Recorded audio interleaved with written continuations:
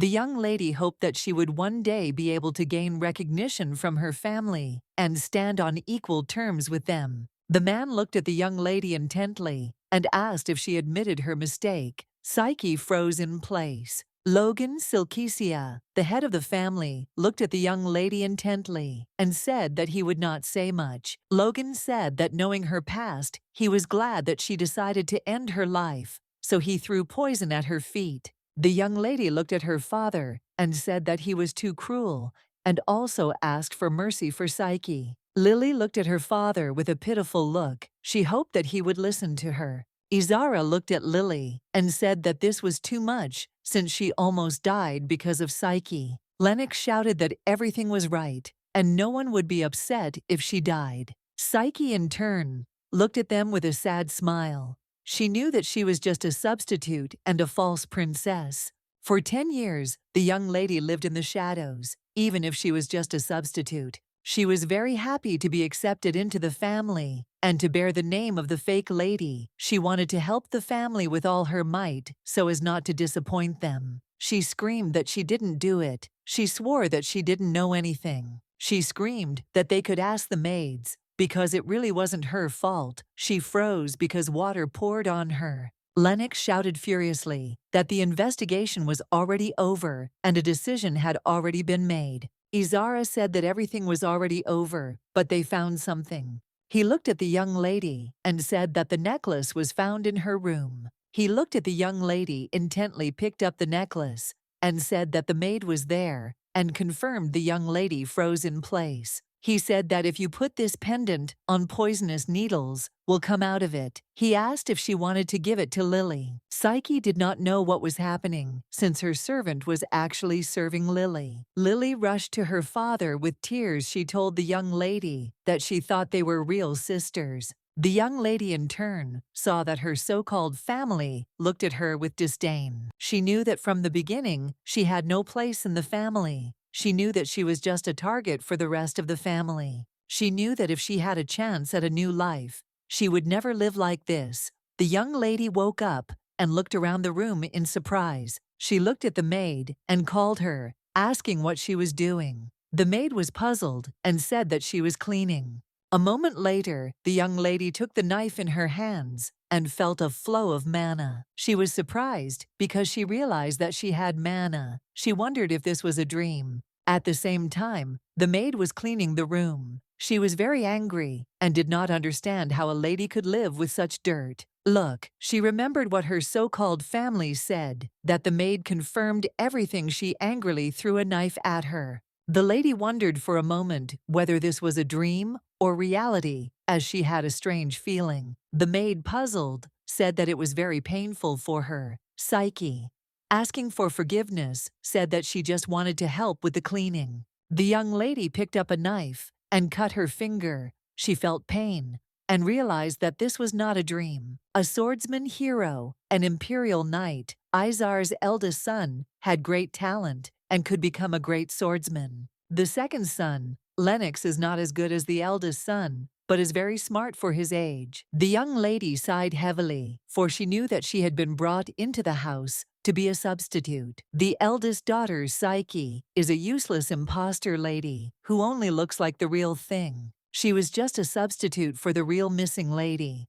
So when she came into the family, she wanted to be useful, but the brothers did not want to acknowledge her. The man looked at her intently and told her to know that she was his daughter, just like the other children. She knew that this made her brothers very angry because her older brother could not beat her in fencing, and the younger one never liked to study because she had to teach him. The man looked closely at the young lady and said that she was doing very well. The young lady, in turn, thought that she would be recognized, but the only thing she got was a shameful death.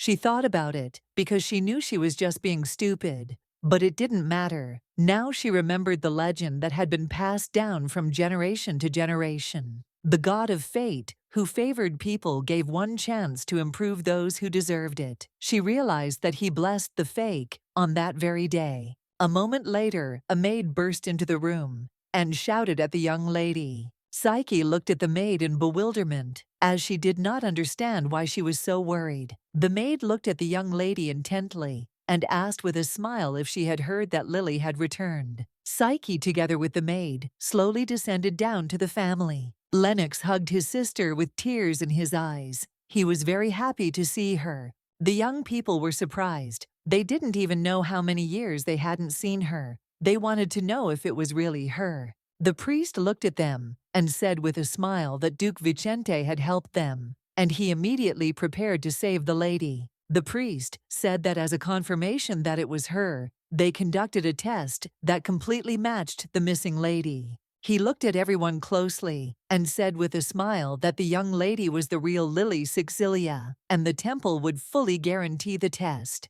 The maid rushed to the young lady and asked with a smile if she remembered her, while another maid asked her friend how was Mrs. Psyche. Melissa turned around with a smirk and looked at the young lady as she had forgotten about her. Psyche came closer to the young lady and called her by name. Lennox looked at Psyche with fury and asked what she was doing now. Psyche looked at the lady and greeted her. She said that she was inconvenienced, but her room would be ready in a few days. Psyche looked at the lady intently and said that it would be very bad if Lily thought that she had stolen something from her. Lennox asked what all this was about. The lady said that she was simply returning to Lily everything that was rightfully hers. He shouted that if she continued to behave like this, he would throw her out. Psyche looked at her brother and said that he could do whatever he wanted. The young man looked at her in surprise and asked what she was talking about. Psyche looked at the lady and said that while her family was looking for her, they had appointed her as her maid, so she was now returning her.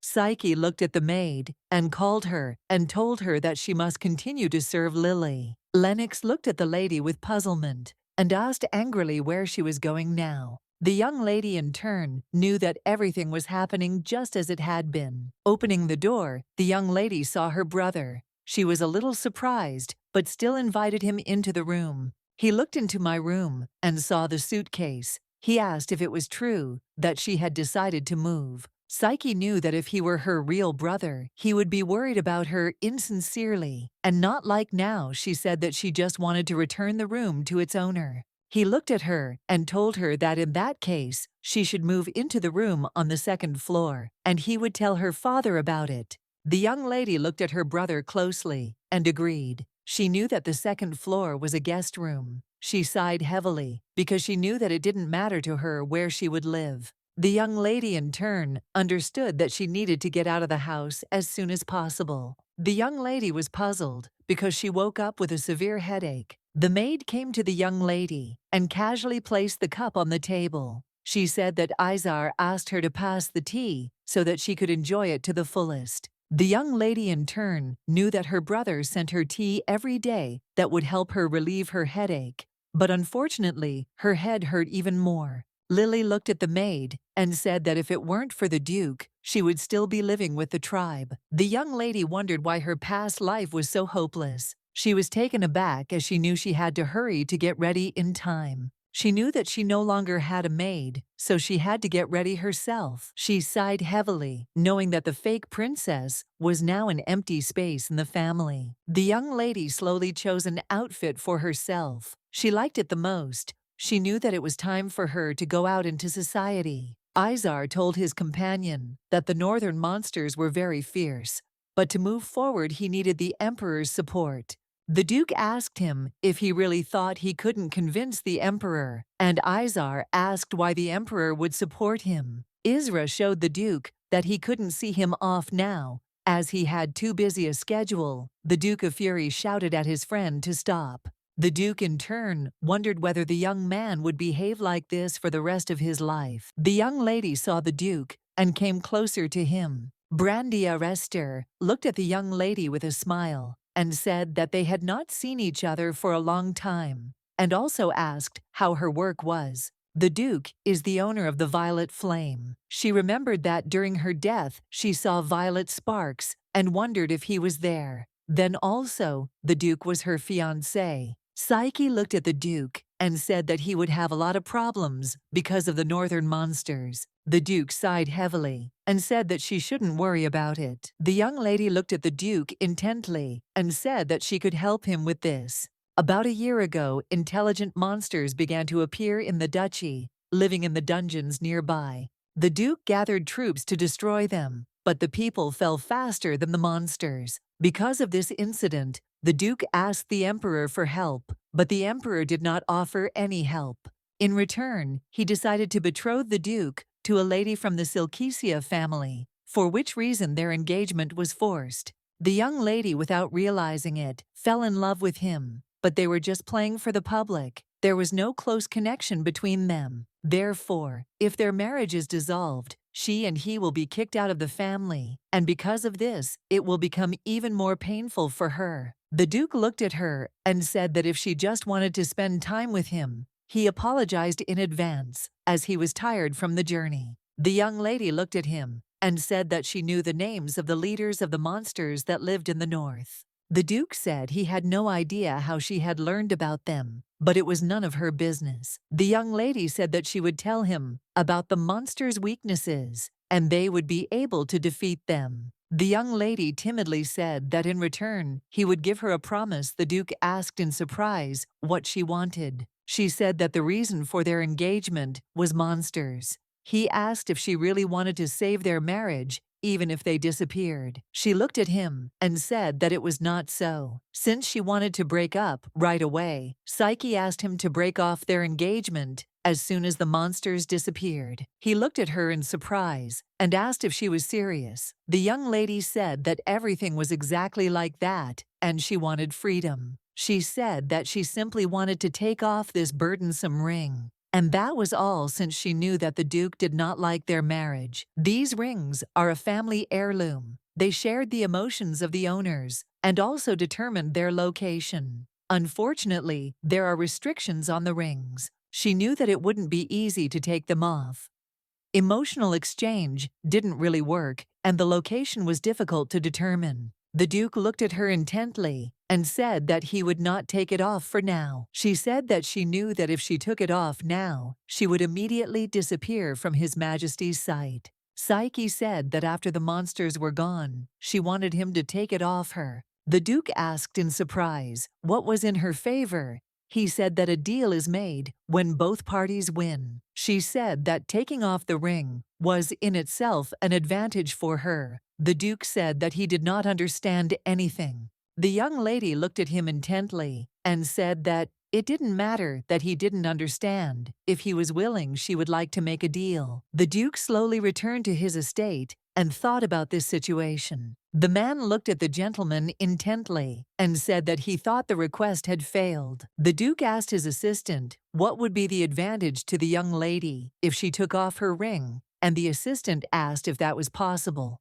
The assistant said that since the princess was the Duke's fiancée, there were some advantages. The Duke was puzzled and did not understand why she asked to take off the ring. The assistant looked at the gentleman in surprise. The Duke suddenly remembered her look when they finally made the deal. The Duke, for his part, knew that he had no need to think about such things. He knew he was still getting married because of the monsters. The Duke looked at his assistant and told him to move the raven to the princess. The young lady knew that the monsters of the north were unusually vulnerable to the cold, so it was logical to attack them with fire. But there were also those monsters that only became stronger from fire, as if the monsters from the south had moved to the north. The young lady knew that a magic sword was needed to destroy the monsters, but she couldn't remember the name of the stone when suddenly someone doused her with cold water. The maids looked at the young lady in mock surprise and said they were very sorry, as they did not know she was there. They looked at the young lady with disdain and said that they did not know that such a noble lady would walk in such a place. The maid looked at her friend and asked, puzzled, if she would really be fired because of this. The other maid said that everything was fine, since the lady was just a fake who would soon be thrown out. The young lady ran into her room. In a hurry, she was shocked by this incident. She fell to the ground and trembled. Psyche knew that no one should know about her curse. The young lady knew that she must not show any signs of it and stand firm. The bullying from the servants lasted for several days, but because she ignored them, they stopped bothering her. She endured it for the sake of the moonstone. She knew that it was enough to coat the weapon with moon powder, and it would pierce the monster's skin. She knew that there was still the problem of the regeneration of magical monsters. She knew that the magical monsters had to be eliminated first. A moment later, someone knocked on her door, and she walked out and saw her family. Lily smiled and greeted the young lady. Psyche looked at the guests in surprise and asked what they had come for. Lily smiled and said that she came to her to ask her about something. The young lady looked at her surprised. Lily smiled and said that she was not raised as a lady, so she would like to take a few lessons from her. Lilia said that she had been replacing her for a long time, and she did not want to disgrace herself in high society. Lennox looked at the lady and said that she must help Lily since she was taking her place and she must do it properly. Psyche said that she did nothing special as a lady. Whenever she went out in public, she always became a laughing stock, so she locked herself in her room, reading books and practicing fencing. Lennox looked at her with disdain and said that this was to be expected since she was not an aristocrat. He looked at his sister and said that it was time for them to go,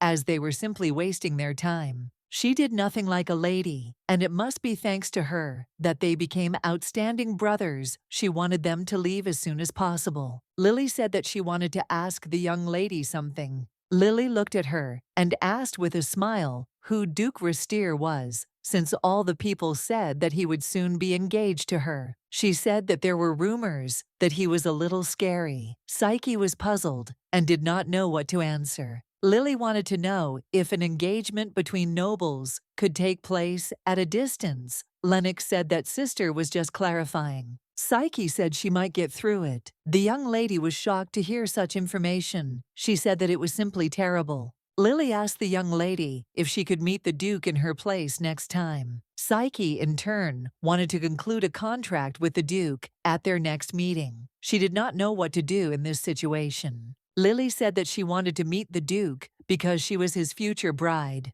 Psyche asked if she could ask the Duke about it, since his wishes had to be taken into account. Lily said that she understood everything. Lily said, looking at the young lady, that she was doing all this for the sake of the family. Psyche, in turn, felt very bad. The young lady was shocked as she felt her body being covered in ice. Lily looked at the young lady in surprise and called her. Psyche was in shock because she felt pain and suffered greatly. Lennox looked at his sister and told her not to worry the way Psyche did to get attention. Lennox said that she had tried to pity him in this way many times before.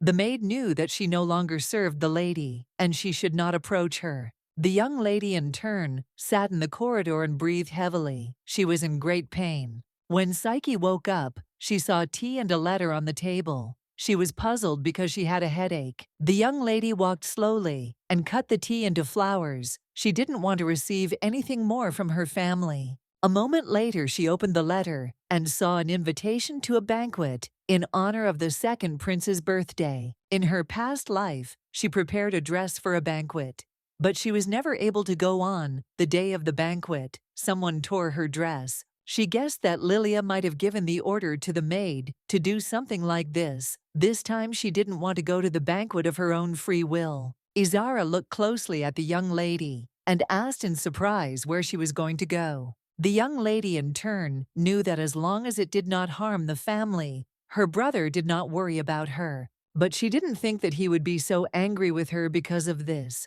The young lady looked at him intently and said that she had to go somewhere. The young man said that he had ordered the tailor to make a dress for her for the banquet. He asked if the butler had not informed her about this. She looked at him intently and said that, unfortunately, she had not heard about it. Izara said that he would go with her since they needed to talk. Lily said that she was not feeling well yesterday, and now she would like to go for a walk together. The young lady, in turn, looked at them intently. She knew that she was nothing more than a political puppet to them. Psyche thanked her relatives and said that she did not need the dress at all. She said that she thought they were very busy, so they did not need to accompany her. The young lady, in turn, saw her brother's arrogant look which said that if she dared to disobey, she would be in big trouble. He looked at her and said that when she finished her business, she needed to go to the boutique, madam. The young lady nodded in agreement, but in turn she did not want to go there at all. She knew that no matter what it took, they would never follow her. Walking around the city, the young lady sighed heavily because she was tired. In the end, she couldn't find the moonstone anywhere. She tried to find an alternative way to use freezing magic. Unfortunately, she didn't succeed. She thought whether she should go to a jewelry store and check the authenticity of the moonstone. A moment later, she heard someone's voice and was taken aback because the voice was familiar to her. Turning around, she saw the Marquise's daughter, Hilvia Esland. She was the main culprit of Psyche's incessant persecution. A moment later, Psyche saw the young lady's gang. They looked closely at the young lady and wondered why she was walking around alone while her family was in the boutique. Psyche looked at the young ladies intently but said nothing. Hilvia was shocked as the young lady turned around and walked away from them, asking angrily if she was ignoring them.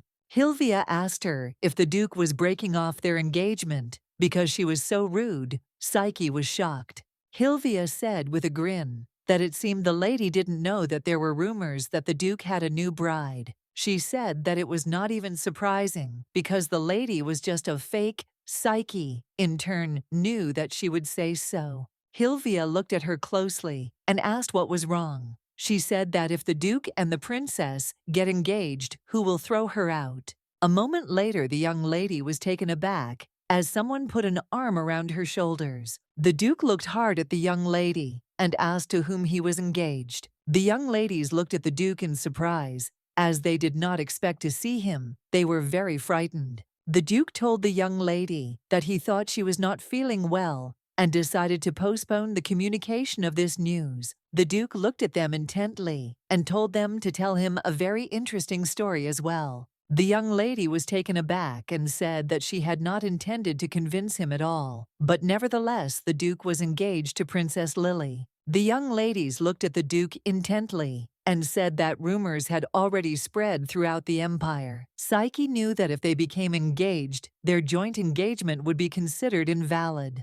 The Duke looked closely at the young lady and gently touched her face. Psyche froze in place. The Duke smiled a radiant smile and said that there would be no marriage between he won't be Lily either. Psyche looked at the Duke in surprise, as she did not expect to hear such a thing. The lovely ladies looked closely at the young men. They were shocked and said that it seemed like the rumors were false. The Duke, in turn, was a little disappointed as the reaction of the lovely ladies immediately changed. The Duke looked closely at the young lady and said with a smile that it was time for them to go. The young lady, in turn, agreed with the Duke, and they walked slowly. The lovely ladies, in turn, watched them with angrily and did not forget to discuss them. Some time later, the young lady and her companion were sitting drinking tea, and the Duke asked her if she still wanted to dissolve their marriage. The young lady approached, looked at him, and said that she wanted to end the marriage. The Duke thought about it, as it seemed to him that she had become a different person. He looked at her, asked if it didn't look like the cat had been stalking him, then suddenly took offense and went away. He remembered their meeting and how she said she wanted to take off the ring. The Duke knew very well about the properties of the ring. He knew that sharing emotions is possible when partners have mutual sympathy. He wondered if something had happened, as he could previously feel the young lady's sadness and sorrow. But now something had changed. The young lady asked the Duke directly if he had a relationship with Lily. The Duke firmly replied that this was not the case at all. The young lady sighed heavily and said that they would still have to make a contract to destroy the monsters. She looked at him and asked when they could make a deal. The Duke said they could write the contract now. Sometime later, they wrote a contract. The Duke said that the content of the contract was simple, and if she agreed, she could sign. Psyche reread the contract again and slowly signed it. The Duke was very concerned about her request and asked the young lady how long she had been training in fencing. Psyche was surprised by such questions and did not wonder whether he had seen her hand. She knew that since she had decided to leave her family, there was no point in hiding anything now. Without looking at the Duke, Psyche said that she had been doing this for about 10 years. He thought she had grown up like a lady, but with those wounds, it seemed like she had never let go of her sword. Now he realized that all the rumors were lies. The young lady said that she had already signed the contract and asked the Duke to do the same. She looked at him sharply and said that they were finished, and if he had nothing more to say, she would not mind leaving. The Duke looked at her intently and said that he did not intend to detain her. A moment later, the young lady heard someone's voice and turned around to see her family. The young people looked at Psyche in surprise, as they did not expect to see her with the Duke. The Duke looked at them with fury and said that they were very lucky to have met them all. Lily, in turn, ran up to the Duke with lightning speed. She looked at him intently and said that she really wanted to see him, but next time she would like to see him differently. Psyche promised to talk to the Duke, but she did not say that she would sit with them. Lily smiled, looking at the Duke, and with a smile said that she was very glad to see him, and also introduced herself. Psyche saw that the young lady behaved completely differently from her, but this did not surprise her, since Lily did not know the rules of etiquette at all. Psyche knew that Lilia was good at showing her sweet side, and no one could fall in love with such a girl. The Duke looked at her intently and said that he understood everything, and also asked her to make way for him. The Duke's assistant apologized to the young lady and said that the Duke had a very busy schedule. The young lady, in turn, looked at her brothers with tears in her eyes, as she did not think that she would be rejected. Lennox told his sister not to cry because the Duke was always rude, and she shouldn't pay attention to such things. Izara was puzzled and did not understand what it was like, as he knew that the Duke did not like Psyche at all. He knew that the Duke was either putting on a show that he was doing well, or that he had truly fallen in love with her. He was puzzled because it was completely incomprehensible to him. He looked closely at the young lady and asked if they were just sitting with the Duke. Izara said that she forbade the use of the castle for gatherings, and she would live without a maid for 1 week. The young lady, in turn, said that she had no objections. She remembered how in her past life she had asked her brother for forgiveness with tears in her eyes and said that she was very sorry. He looked at her and said that she was not thinking about anything at all, and also forbade her to go to fencing lessons. She knew that fencing was the only thing she could do at home. She had tolerated her family, but taking away her favorite activity was too much. She looked at him in surprise and asked why he made such a decision. He said that the place where they practice fencing belongs to his family, and only family members can use it. She said that soldiers who do not belong to the family still contribute to the family, and she contributes too. The young people looked at her in surprise, as they did not expect to hear something like this. Izara remembered that his father had told him to make her think that she was worthless, so that they could trample her pride and make her cling to the house. Izara asked the lady if she was a member of the family or a soldier. She looked at them and said that she would not live by their rules because she chooses what she does. The young men froze in shock, as they did not expect to hear something like that from her. Izara asked if she understood what she was talking about. He said that when the father is not at home, then his will is the will of the father. He asked if she was really going to contradict him. Psyche asked if she had ever broken the rules or disobeyed him. She remembered how everyone was whispering and saying that she was a fake. She asked if he knew how he felt about her. Lennox asked furiously when she had become so bold. Izara, was I growing up as I saw the intent glances of passers-by? Lily looked at her brother and asked him to calm down. Izara told him to sit down and calm down. Lennox wanted to object, but his brother said that he was also on probation. He looked at the young lady and said that he would come to her later and they would discuss the matter. She said that she would like to finish here and now. She said she would compete with the private soldiers he had assigned to serve and prove her importance to the family. Isolette looked at the Duke and said that he definitely liked that lady. He also asked the Duke if he had not said that women warriors were against them. Isolette asked the Duke if he would like to spar with her, since she had been practicing fencing for so long. The Duke asked, in surprise, if he really thought the lady was such a master of the ball. The young man said that he just decided to clarify. He did not understand why the Duke suddenly became so serious. The Duke said that the lady had decided to change her strategy and was thus trying to attract his attention. Isolette looked at the Duke in surprise and asked if the lady had fallen in love with him. The Duke asked if a man in love could propose a divorce. He told the Duke that it seemed she wanted to kindle a fire in him. The Duke knew that according to surveillance, she had even changed her usual rhythm of life. He did not know why. Isolette looked at the Duke in surprise and asked if this was really treason. The Duke said angrily that now was not the time to discuss this here, and also asked if the carriage had arrived. A moment later, the Duke entered the carriage and was enveloped in a fierce smoke. He looked at his master and told him to drink the medicine quickly. The Duke sighed heavily as he felt a little better after taking the medicine. Isolette looked at the gentleman and asked if Lilia had any abilities. He refused, saying that they should have a blessing that would be passed down from generation to generation.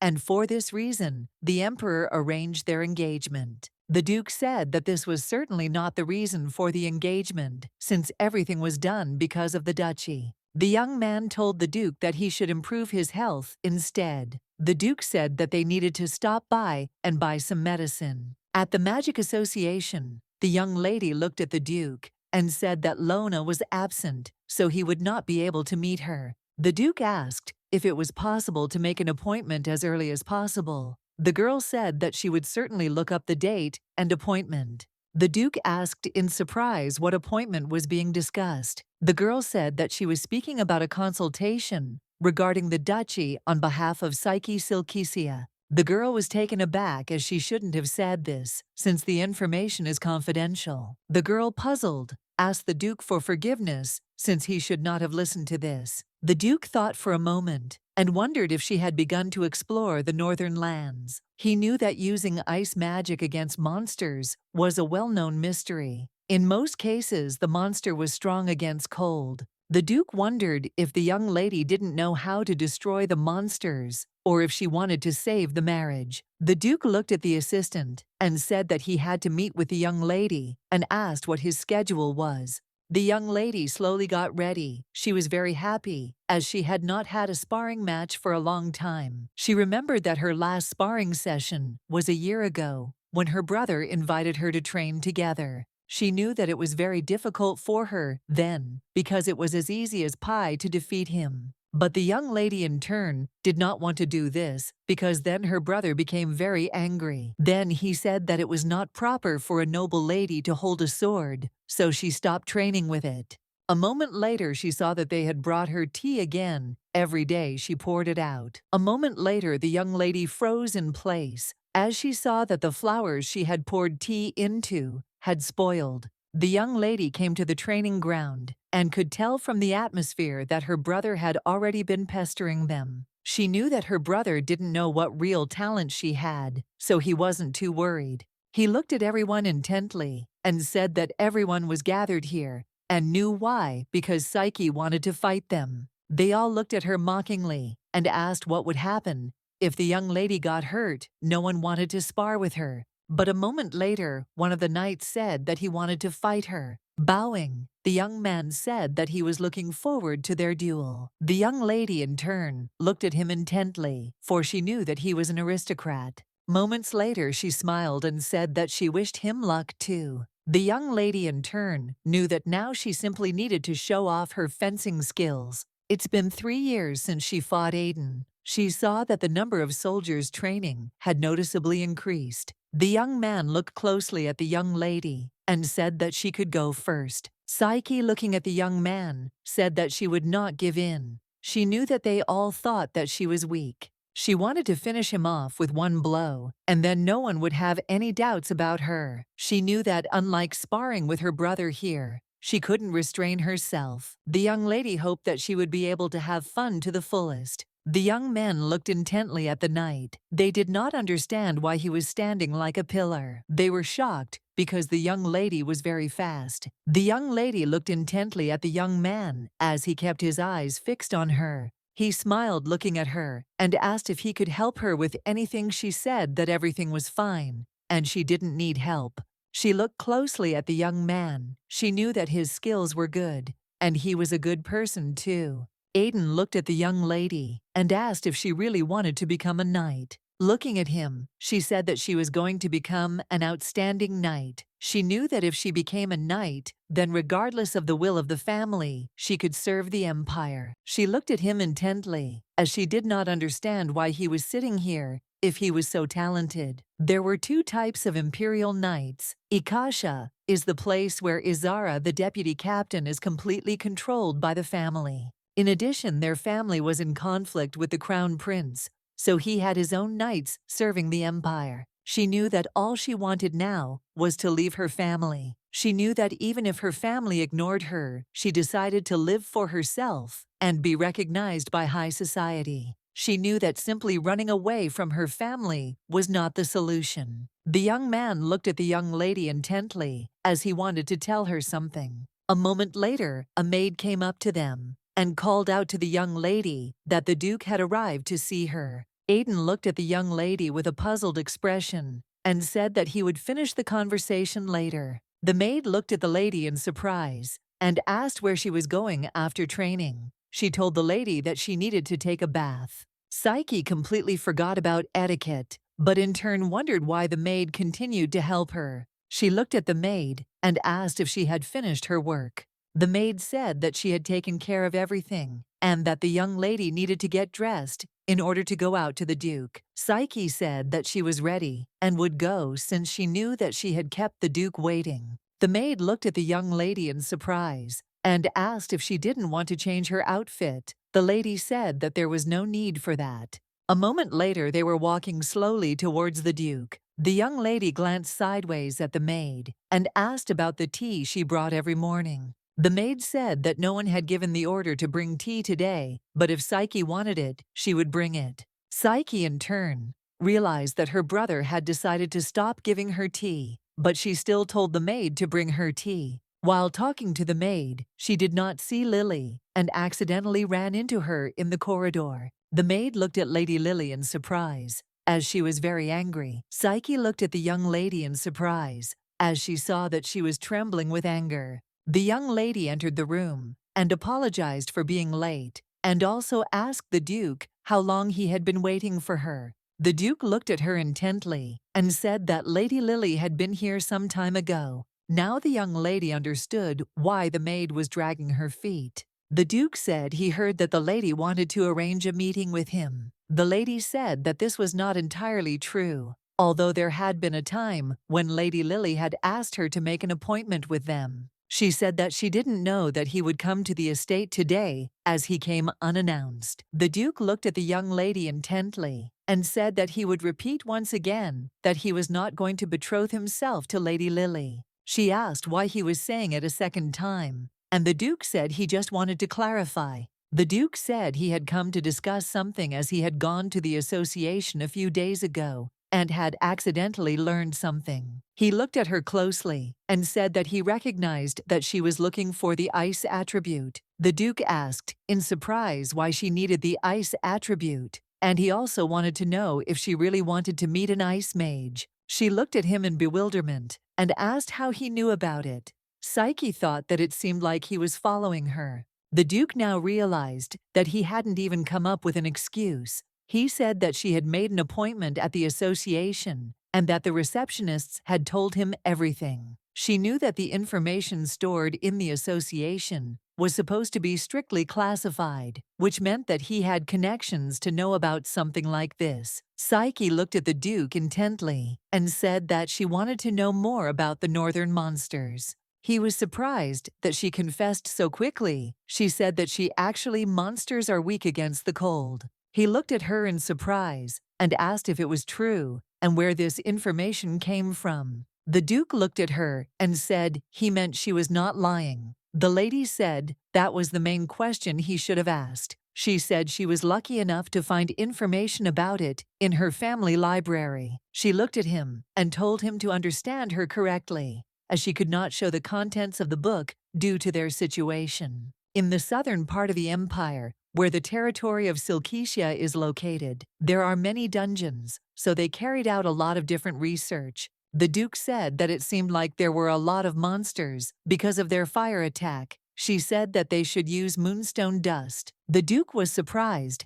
as they never applied moonstone dust to weapons, as moonstone corrodes iron. She said that she tried to search the magic association for attributes against monsters, but she found nothing. The Duke was surprised, as she did her job well. He wondered if she really wanted a divorce so badly. The Duke looked at her and asked if she had a lover. The young lady was surprised. He said that she was helping him to take the ring off her. For this reason he assumed that she had any man. The young lady looked at him intently and said that it was not so. The Duke said she could be honest with him since they were partners. She said she wouldn't lie to him. The young lady sighed heavily and said that due to certain circumstances, she simply needed a divorce. The Duke looked at her with a smile and said that he would never believe her. She said that she did not care whether he believed it or not. The Duke wondered why she tried to hide this from him. He thought that perhaps his assistant was right.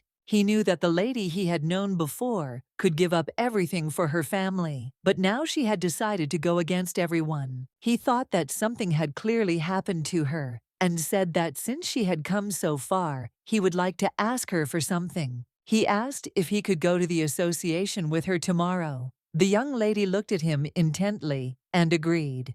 The Duke looked at the young lady with puzzlement, but said nothing. She knew it wasn't quite what she had planned, but nothing would happen if he went with her. The young lady entered her room and saw a new bouquet of flowers. The lady looked at the maid and said that she would like to take the tea from her and brew it herself from tomorrow. The maid, puzzled, said that he had already been taken away. The young lady looked at the maid intently and said that in that case she could go. The young lady in turn knew that nothing like this had happened last time. She knew that her brother gave her tea until she was completely exhausted. She drank it until her death. She couldn't believe that she would die like this, as she always believed that her family truly cared for her. Yet she drank a drop of poison a day. Psyche thought that it was a mistake to leave a few tea leaves at the bottom of the cup. All she remembered was a slight dizziness after she drank it. Although she could not prove anything, she knew that she would not fall for their trick. Again, she just had to pretend to continue drinking the poison. She knew that judging by the state of the bouquet, the tea was indeed poisonous, and she had been drinking it for many years. She knew that they wanted to kill her. Psyche wanted to go to the temple and wash after all the work. Isolette looked at his master and said that meeting with the young lady was a bad idea. He asked the master to think better of it. He did not understand how the master could be in a company he knew nothing about. He sighed heavily and, looking at the gentleman, said that at least he tried to protect him from this. He said that he really couldn't believe it, since after this meeting, the young lady could learn about his weaknesses. The Duke looked at the assistant and told him not to worry. The young lady met with the Duke. The Duke looked at the young lady with a smile on his face. A moment later, he took her hand and kissed it tenderly. The Duke looked at the young lady with a smile and said that looking at her, he knew that today would be his best day. A moment later, he said that it was time for them to go. The young lady noticed that there were a lot of people in the area. The Duke looked at the young lady and asked if she had practiced fencing yesterday. Psyche said that she had, as she practiced fencing every day. He looked at her in surprise and said that he had never heard from her family that she was good with the ball. Psyche, in turn, sighed heavily and said that they hated what she did. The Duke looked at the young lady in surprise, as everything seemed very strange to him. He wondered what the reason was. He knew that, of course, not everyone could admit that a lady could hold a sword in her hands. The Duke wondered if they should not support an adopted child to raise the family's status. He knew it would be a different matter if the lady herself did not want it. He knew that besides the possibilities, there was another catch. The lady had a chance to push the heir into the background with such talent. A moment later, the man looking at the young people asked them to come into the room. The young lady looked closely at the young men and asked with a smile who these impudent guys were who had come to see her. The young lady looked at the Duke and said that he was just an impudent child. The Duke looked at her with fury and asked who else was a child here. She asked with a smile if she could also call him a baby. The young lady looked at the young guests and said that they should come in and sit down, and she used magic. Looking at the lady, she asked if her name was Psyche. The young lady said with a smile that their baby had an eye like an eagle, as a very pretty lady had come with him. The Duke looked at her with fury and told her to stop mocking and talking nonsense. The lady asked what the matter was that they had come to her about. She looked at them closely and said that she understood the essence of the request, but she was interested in why they needed it. She asked what they were going to do. The young lady said that Psyche had come to place an order. She asked the Duke how he knew about it. The Duke asked if it was important now, and also asked if she had any information. The young lady smiled and said that, of course, she had the information. Psyche looked at her in surprise and asked if it was true. The lady said that it was, and also asked what she would get in return. Psyche said that when she made the order, she paid the expenses in advance. The young lady looked at her in surprise and said that it was the price just for meeting with her. The Duke looked at her with fury and asked what she wanted this time. The young lady smiled, looking at the Duke, and said that he was still very clever. A moment later, the young lady cast magic, and the Duke's hands appeared with the coordinates of the auction house. She looked at them and said that there were rumors that the very same item had appeared there. She said that she really needed this item. The Duke was furious because he knew that if she had not known about his weakness, she would never have asked for such a thing. But the lady asked him for forgiveness with a smile because she knew that no one but him would get it for her. The young lady, in turn, looking at the Duke, wondered whether they were really supposed to carry out this task instead of payment. The Duke sighed heavily and agreed, and also asked what kind of item she needed so much. The young lady looked at the young men and said that she would like to receive the poisonous necklace with needles. Psyche was shocked as she realized what kind of necklace they were talking about. She froze in shock and could not utter a word. The Duke looked at the young lady in surprise and said that she had said earlier that she no longer wanted him because of the failure. The Duke looked at her and asked if it was worth talking about it right now. The young lady hesitated and said that she had made a mistake since a lady from the Silkichia family had come with him. The young lady, in turn, thought that her assumptions were wrong, and perhaps it was a different necklace. Psyche looked at the young lady and apologized for interfering, but she was curious about the necklace. She asked what the necklace looked like. The young lady, in turn, was surprised as she realized that Psyche was interested in it. The young lady, in turn, wondered whether the girl didn't know or wanted to make sure. The young lady looked at it and said it was an ordinary gold necklace with a large emerald. Psyche, in turn, realized that they were thinking about the same necklace. She was shocked and wondered how this could happen. And she was also curious why the lily necklace was at an illegal auction. The young lady, in turn, knew that this was an unpleasant story, which is why they did not tell her, but she saw that her reaction was very strange. The young lady looked at the girl intently and asked if she really didn't know. The young lady came even closer to her and asked if she didn't know the story about the necklace. Psyche looked at the young lady in surprise and asked what she was talking about. The young lady wanted to know about her power. She sighed heavily and said that it was not enough for divine power. The young lady looked sideways at the Duke and asked what he had done to the lady. The Duke looked at her in surprise,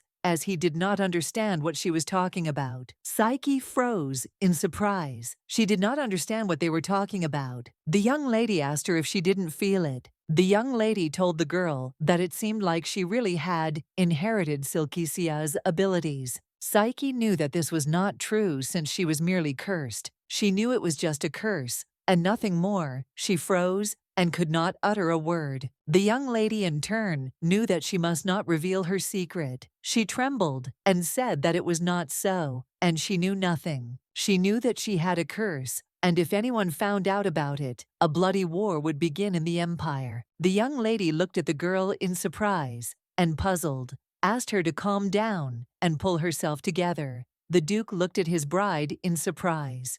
He wondered if these were the feelings of the young lady. because of the ring he could feel everything. The young lady approached Psyche and offered her some water and asked if she had calmed down. Psyche thanked her for her concern. She thought that it must have looked very strange. Psyche looked at those present and asked for forgiveness. She said that because of a severe headache, sometimes this happens to her. The young lady looked at the girl in surprise and said that she seemed to be very unwell and that they should end the conversation there as she needed to rest. The young lady looked at the Duke and said that he should get the necklace at the auction, and in return, she would give them a magical ice attribute that could resist the monster and medicine. The Duke looked at her in surprise and said that it was very generous of her, but he did not understand why she decided to do so. She looked at him in surprise and asked if he really meant to say that she had not been generous before. She said that actually it was an illegal auction, so it was not necessary to spend your money. She said that you could get the necklace illegally.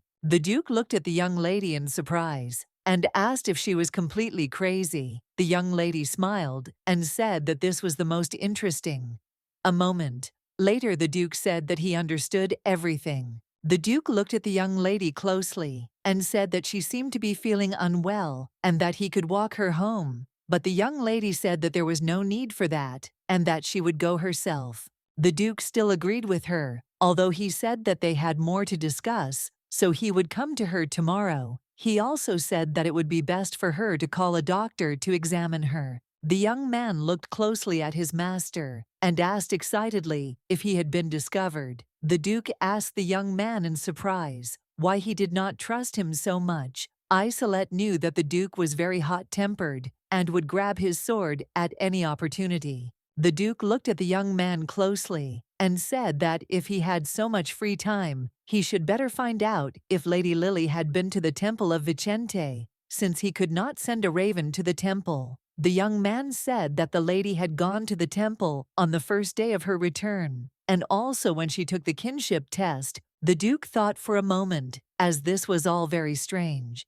He knew that the one who inherited this ability would only be able to know it after a ritual in the temple, conducted by the high priest. And since the high priest was away and had recently returned, she had not visited the temple yet. Long ago, during the founding of the empire, the god of fate, who favored the emperor, decided to give him a gift. Fearing that power would be given to him alone by the emperor, he begged God to share the gift with his supporters, and God agreed with him. Thus, 4 families emerged that received the blessing of God. Restir in the north, Evergeen in the east, Stella in the west, Silkisia in the south. At that time, only one person in one generation could be born with abilities. But there was a time when even such people were not born in the family. In order to confirm the abilities, it was necessary to undergo a ritual in the temple with the high priest. The Duke knew that the abilities were distributed equally among the families, but he thought it was very strange that the Duke did not check Lady Lily's abilities. The Duke thought that perhaps he already knew who the real owner of the abilities was. The Duke thought about it, for he knew that the young lady Psyche had been adopted, and it was all very strange. The Duke was puzzled, as he still could not understand the secret of the young lady's family. He knew that nothing could be certain. The young lady in turn wondered if her excuse sounded too unnatural. She knew that she didn't need to think about such things. Now she knew that they themselves were simply surprised by what was happening. A moment later she froze in place as she saw the carriage she raised, that the Duke had returned home. Entering the estate, she noticed that all the servants were sweeping and sewing. She understood that since the Duke and Lady Lily had returned, there would soon be a banquet. Psyche, in turn, did not want to take part in this celebration. But she still knew that hardly anyone would listen to her. She wanted to pretend that she was ill. As she passed the Duke's office, she heard a noise. She was surprised because she heard that the Duke was very angry. Izara apologized to the Duke and said that he could not contact him. He said that Lilia passed all the tests in the temple, and she responded to his blood. The Duke shouted in rage that this was simply impossible. The Duke shouted that she could not return, since he had done it with his own hands. The young man looked at the Duke in surprise and asked what he was talking about. The Duke sighed heavily and told his son that he would find out everything, but for now he could go. He said that it did not matter how it happened. The Duke shouted that Psyche was much more important now.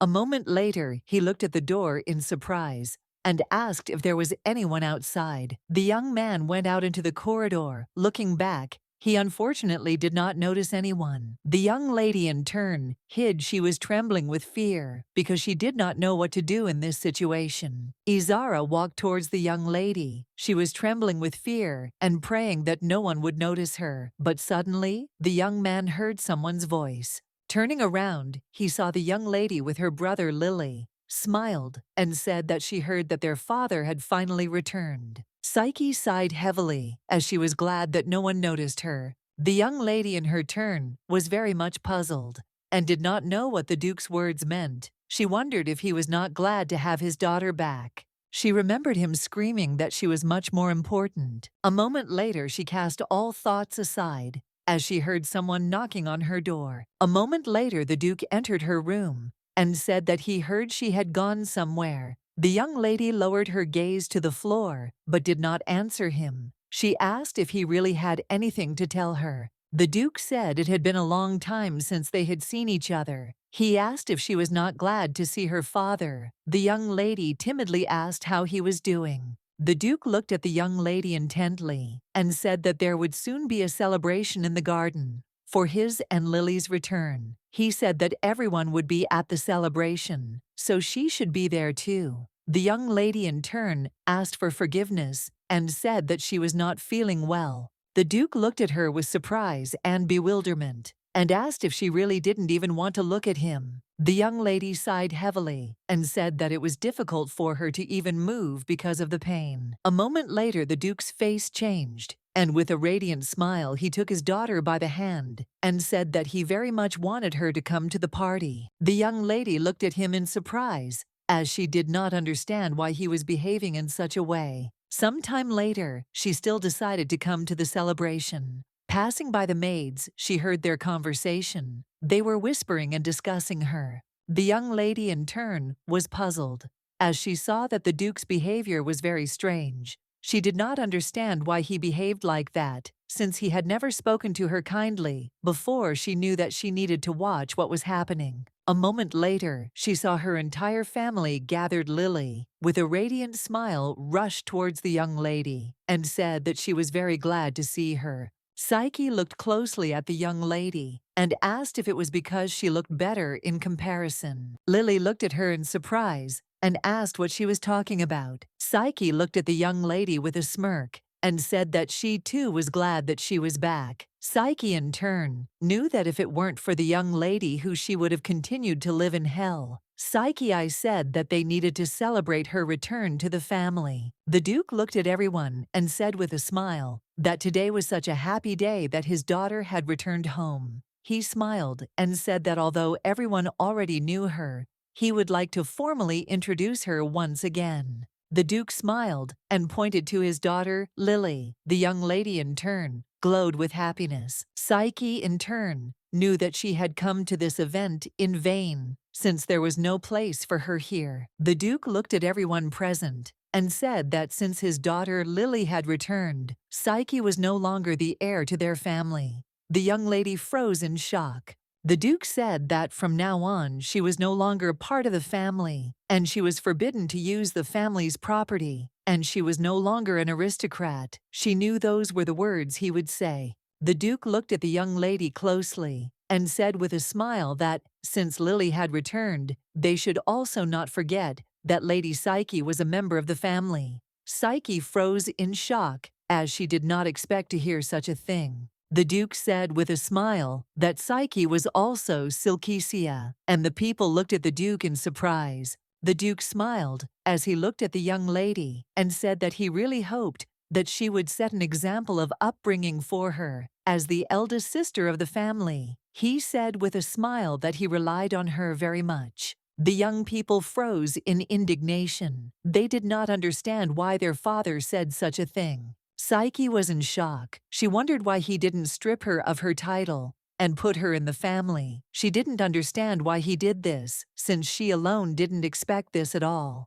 Izara looked at his father in surprise and said that he called a girl sister who was not their real sister. He told his father that maybe he was confused, but a moment later, the Duke slapped his son across the face with fury. The Duke looked at him with fury and said that he had previously told him to be careful and watch the young lady. He shouted that she had changed and also asked his son what he had been doing all this time. The ring shouted that the one who had always obeyed him had changed. The young man asked his father for forgiveness. In confusion, the Duke was furious and asked, since when everything had changed. The young man hesitated and said that it turned out that everything had changed since the day Lily returned to the family. The Duke sighed heavily when he heard the young lady's name. He looked at his son and asked what she had been doing lately. The Duke shouted to his son that he was asking about Psyche. He said he saw her talking to a soldier. Izara said he saw her getting close to him,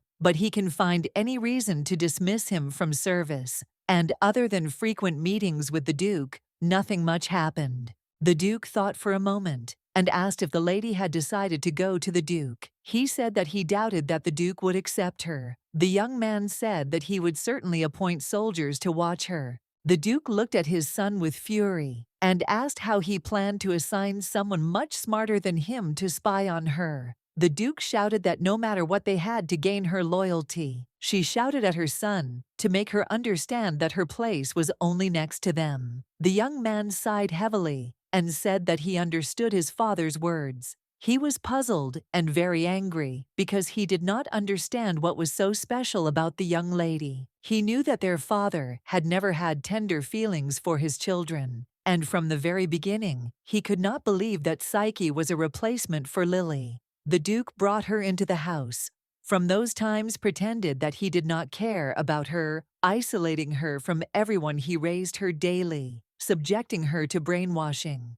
Izar did not understand, and for what it was all for. The young lady looked at the Duke intently and said that she had something to say to him. She said that she intended to go with him tomorrow. The Duke looked at the young lady in surprise and asked what she was talking about. He was shocked and asked if she really intended to go with him. He looked at her intently and asked if she was serious about this. The Duke sighed heavily and said that this would not happen. The young lady sipping tea calmly said that this was the illegal auction that Mrs. Leah had mentioned. The Duke looked at her intently and asked if she knew why they were going there. Psyche looked at him intently and said that of course she knew both of them were going to steal the necklace. She knew that there had been a similar incident in the past, although she didn't remember the exact date of everything that had happened. She knew that around the same time she had been unable to meet with the Duke. Now she knew that this time they were going with a specific goal set by her. But then the Duke also had plans with Leah.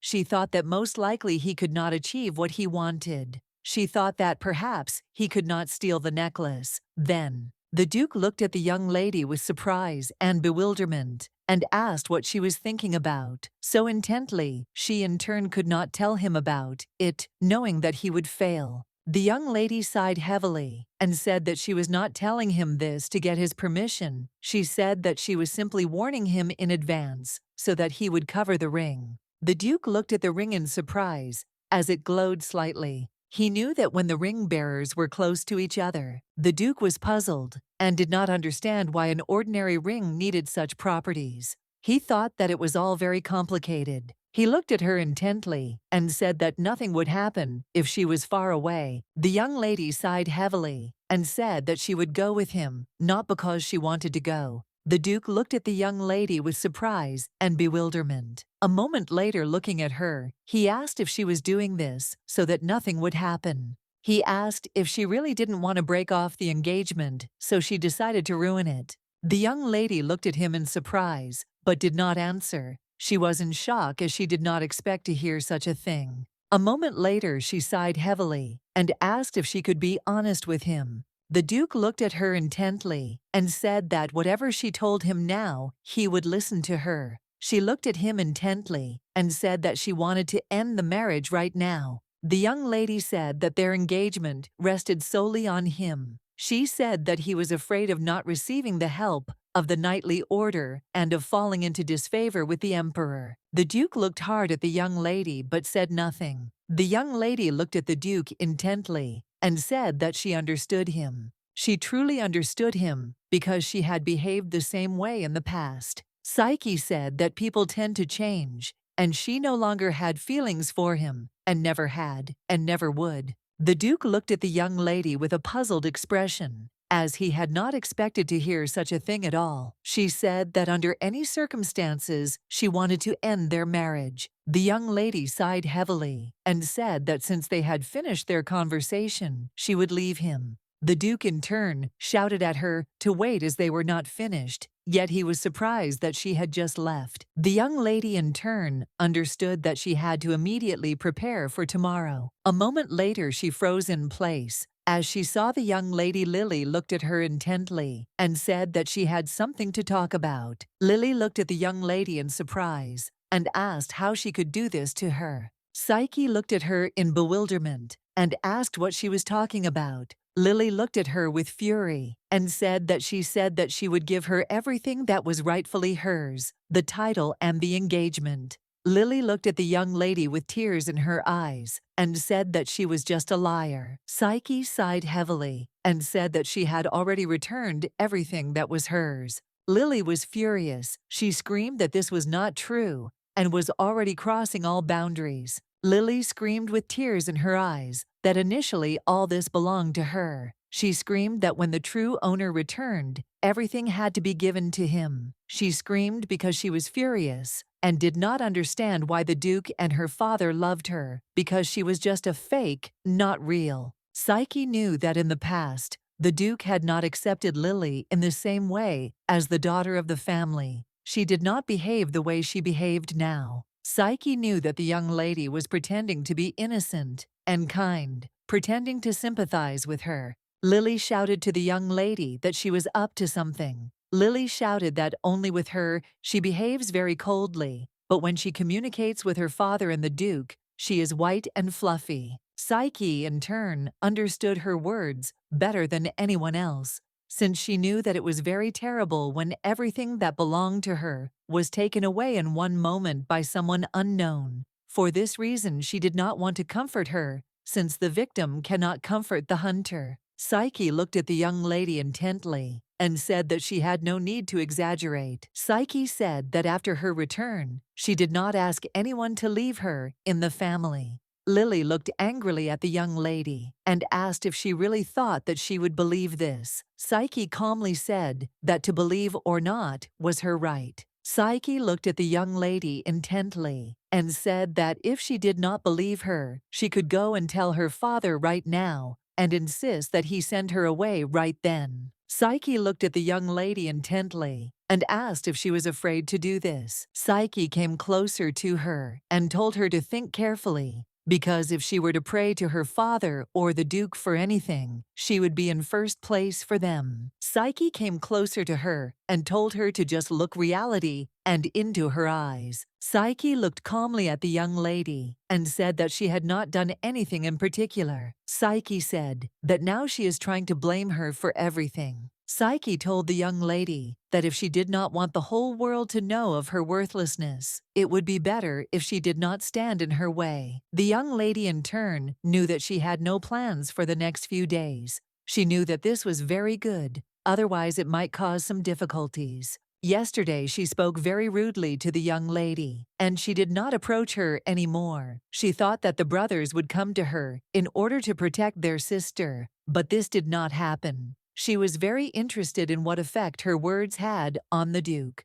The young lady, in turn, was slowly getting ready for the mission. She looked closely at her reflection in the mirror and wondered how easy it would be for her to move around in these clothes. The young man looked at the young lady intently and asked her in confusion where she was going. So late, the young lady, in turn, said that she was going for a short walk. He looked at her and told her to be sure to take the soldiers with her. She said that there was no need for this, since she wanted to be alone, and her husband's punishment was still in force. Izar looked at her and said that this was his father's order. The young lady looked at her brother in bewilderment. She was surprised. Psyche, in turn, knew that arguing with her brother was a waste of time, so she had to agree. She glanced sideways at the knight and wondered if she should knock him out and leave. Aiden looked at the young lady closely and called out to her. She looked at him in surprise. Aiden told the young lady that he would wait for her here and she could go wherever she wanted. The young lady looked at him in surprise, as she had not expected to hear such a thing. A moment later, she asked him if he knew where she was going. He sighed heavily and said that he did not know where she was going. She asked him if he knew when she would be back. She wondered if he had decided to help her. She looked at him closely, as he seemed very kind and attentive.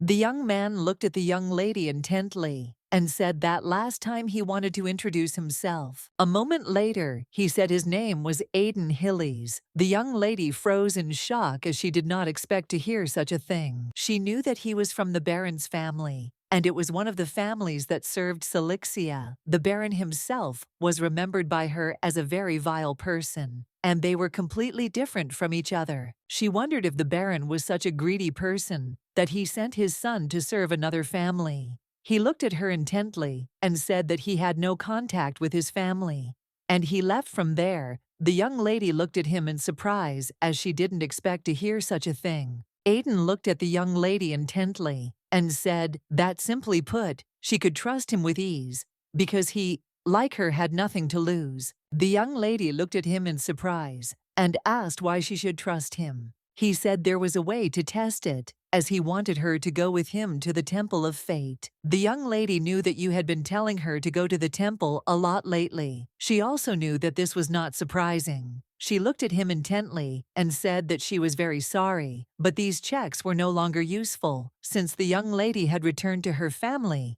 and there was no need for her to go there. He looked at her closely and said that he was not telling her about this. She did not want to believe his words. You asked for forgiveness and said that you did not want to see her at all. He knew that if the ranch had intervened, everything could have been different. She looked at him in surprise and asked if he really wanted to go to the temple, pretending not to know her. He looked at her intently and said that this was not so. He said that he had entered the service of the house from the very beginning in order to see her. The young lady looked at the young man in surprise, as she did not understand why he was saying such a thing. Aiden looked at the young lady and said that if she was against it, he would no longer force himself on her, but he would soon be kicked out, so he would not want to lose the chance to talk to her. The young lady looked at him in bewilderment and asked what he was talking about. He looked at her intently and said that he thought she had some urgent business to attend to now, but if she wanted to continue the conversation, he would wait for her at this place in a week, and with all courtesy, he bowed and asked her to take care of herself.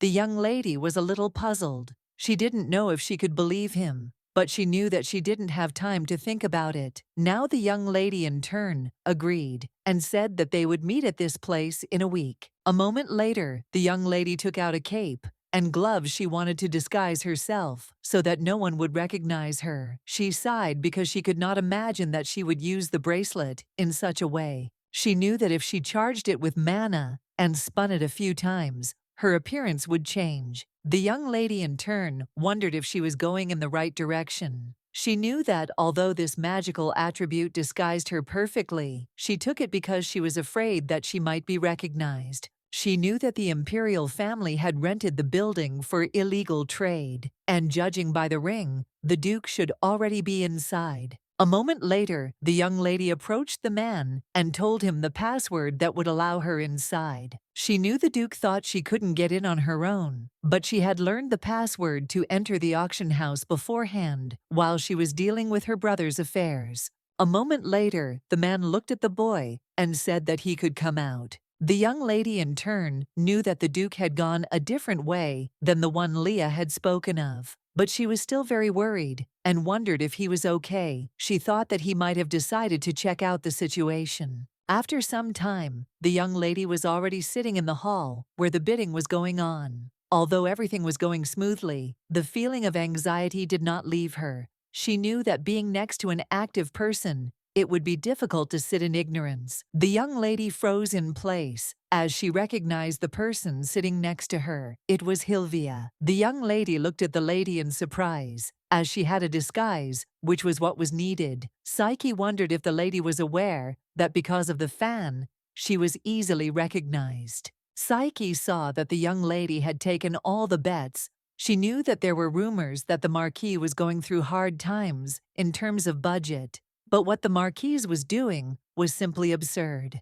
The man looked at all the ladies and gentlemen present and said that the next lot, which they had all been waiting for a long time, was the highlight of their auction. The young lady, in turn, understood that the necklace had not yet been exhibited, and perhaps this was their highlight. She was puzzled since the Duke was still not there. She wondered whether he could steal this lot or whether she should buy it. A moment later, the man said with a smile that he would like to present them with the next lot of the Khaitan necklace. 20 years ago, Lady Lias gave the beautiful princess an emerald necklace. However, the necklace was a secret. It could bristle with poison needles. Before the crown princess put it on herself, the death of the maid who stole the necklace and put it on was investigated. As a result of the investigation, Lias was arrested for attempting to murder the princess. 2 years after the crown prince took the throne, he showed mercy to her because her family was of great importance in the empire. The young lady was puzzled and thought that it was very strange, because if it was about an attempt on the life of the imperial family, then the punishment should have been immediate execution. She knew that he allowed her to be released from prison.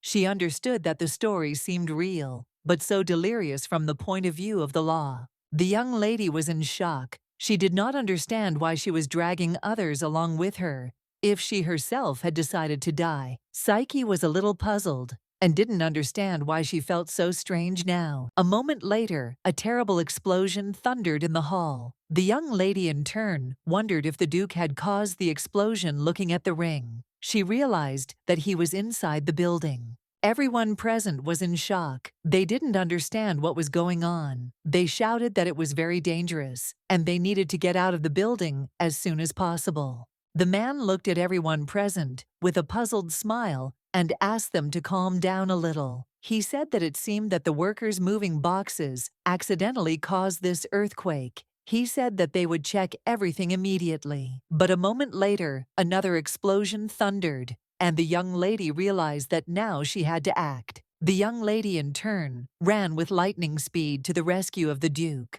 The young men looked at the young man and said that he had entered a forbidden area, so he must leave it immediately. The young lady dealt with them with lightning speed, and with lightning speed she escaped from them. The men were in shock and shouted that the young man had to be seized immediately. The young lady understood that she was already approaching the Duke, and she needed to hurry. Everything seemed very strange to her, since after the explosion, he went somewhere, but now he stood still. She knew that last time he failed this task, she thought that this time he would succeed. She was interested in what happened. At the same time, the Duke was dealing with the mercenaries. He was furious as he saw that their number was growing even larger. A moment later, he was surrounded, and men were shouting that they needed to block the exit. They couldn't let him out of the building. They looked at him with fury and shouted that he was finished. A moment later, the Duke stood dumbfounded, wondering if someone else had broken in. A moment later, he saw a young man dealing with the mercenaries. The Duke froze, in shock as he saw silver hair. A moment later, he saw his ring glowing on his finger. He looked closely at the young man and realized who he really was. He remembered the young lady saying that her family didn't like her mouth of work. He looked at her with surprise and a smile because this spectacle was worth it. He knew that the young lady undoubtedly had talent, and compared to her, her brothers were simply insignificant. The Duke, in turn, understood that it was more difficult than he thought, since it was difficult to overcome such a number of people at once. A moment later, the young lady came closer to him and asked if he had found the necklace. The Duke sighed heavily and said that it was a trap and the necklace was a fake. The young lady froze in shock as she saw the wound on the Duke's arm. The Duke said with a smile that it looked like there was a curse on this necklace. He said that from the very beginning, they had come up with a bait for those who were tracking the necklace, and the organizers could cancel the auction under any pretext. She looked at him in surprise and asked if that was why he was asked to steal the necklace and not win the bidding. The Duke sighed heavily and said with bewilderment that it seemed she only wanted to find out if it was a trap or not. The young lady looked at the Duke closely, as it seemed to her that he was not particularly worried about the situation. She, in turn, wondered if this could be called a coordinated work between them. The Duke looked closely at the young lady and said that she must have noticed it herself, but they had to leave as soon as possible. In order to save mana, she stopped using disguise. The young lady looked at the Duke with bewilderment and asked what would happen to their task. The Duke said that she knew everything herself, so they only needed to show the fake and nothing more. The Duke knew that if the young lady had not come, he would have solved this problem. But if things continued like this, the curse of the necklace would spread throughout his body. He understood that she saved him. The Duke, in turn, knew that he must be sure to thank the young lady when they returned home. The Duke looked at the young lady with a serious, intent look and asked if she would like to spar after they returned. The young lady looked at him in bewilderment. Psyche was very surprised. She said that she had heard that he had rejected many challenges to a duel, explaining this by the lack of skill of the opponent. The Duke looked at her with puzzlement and bewilderment and asked what she meant. The young lady, in turn, smiled as she realized that the Duke recognized her sword skills. A moment later, she agreed with a smile and said that she would like to fight him. The Duke looked at the young lady with surprise and bewilderment, for he saw that she smiled, and he smiled back at her and thought that her smile was simply beautiful. The Duke was shocked. He thought that he must be crazy to think about such a thing. A moment later, he pushed her away and shouted at her to be careful. The young lady fell to the ground, and the Duke in turn crashed into the wall. Psyche was in shock. She did not understand what was happening at all and screamed at the Duke, but he did not answer. The Duke, in turn, realized that this blow gave him back control over the flame. Was furious, as he realized that his power was out of control again. A moment later, a man approached them and said with a grin that he knew they would be here. He was surprised because he didn't expect there to be two of them. The young lady looked at the man with fury, as she knew that he was a very big problem for them. Now she was furious, as he saw her face. The young lady looked closely at the Duke. She saw that he was in great pain. She knew that he could have easily dodged, but still covered her with his body. She understood that now he was not in a state to fight. She looked at the man with a sharp, angry look, as she realized that she had to get rid of him herself. The man looked at her with a smirk and asked if she really wanted to fight him. Looking at the young lady, he said that it was just ridiculous. A moment later, the man attacked her with fury, shouting that she was still very brave. The young lady, in turn, fought off the man. The man said with a grin that this would be good training for him. The man looked at her as he dealt blow after blow and asked if she really thought she could defeat him with that level of skill. The young lady, in turn, was a little puzzled as she saw that it was difficult to deal with him. She understood that if she continued to fight, then other soldiers would certainly come. She was glad that he did not recognize her. She knew she couldn't fight him. Psyche knew she had no choice but to release the mana and destroy him. A moment later, she finally released her power, and a bright light enveloped her. The man looked at the young lady with surprise and confusion.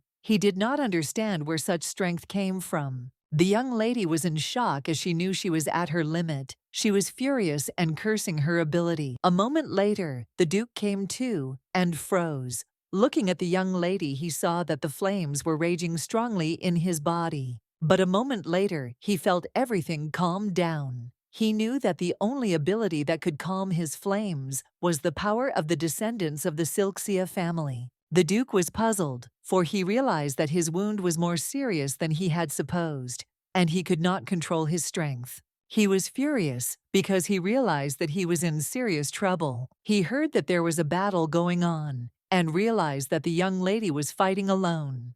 He knew that the opponent was not so simple. He was much stronger and more agile than her. He understood that even if it was a sudden attack, He hit very hard. He was furious, as he understood that the cursed flame, his family's, was a force that could consume even the bearer himself. A moment later he felt a strange feeling. He didn't understand what was happening, as his flame was fading. He saw a young lady fighting with an opponent. A moment later the young lady froze in shock as she saw the man surrounded by light. She was in shock as she saw the flames consuming him. A moment later the man fell to the ground with a crash. The young lady turned around as she knew whose flame it was. The Duke looked closely at the young lady and said with a smile that she had done very well after all. But the young lady knew that this was not so, for her legs gave way and she fell to the ground with a crash. She looked at him in surprise and asked if he was feeling better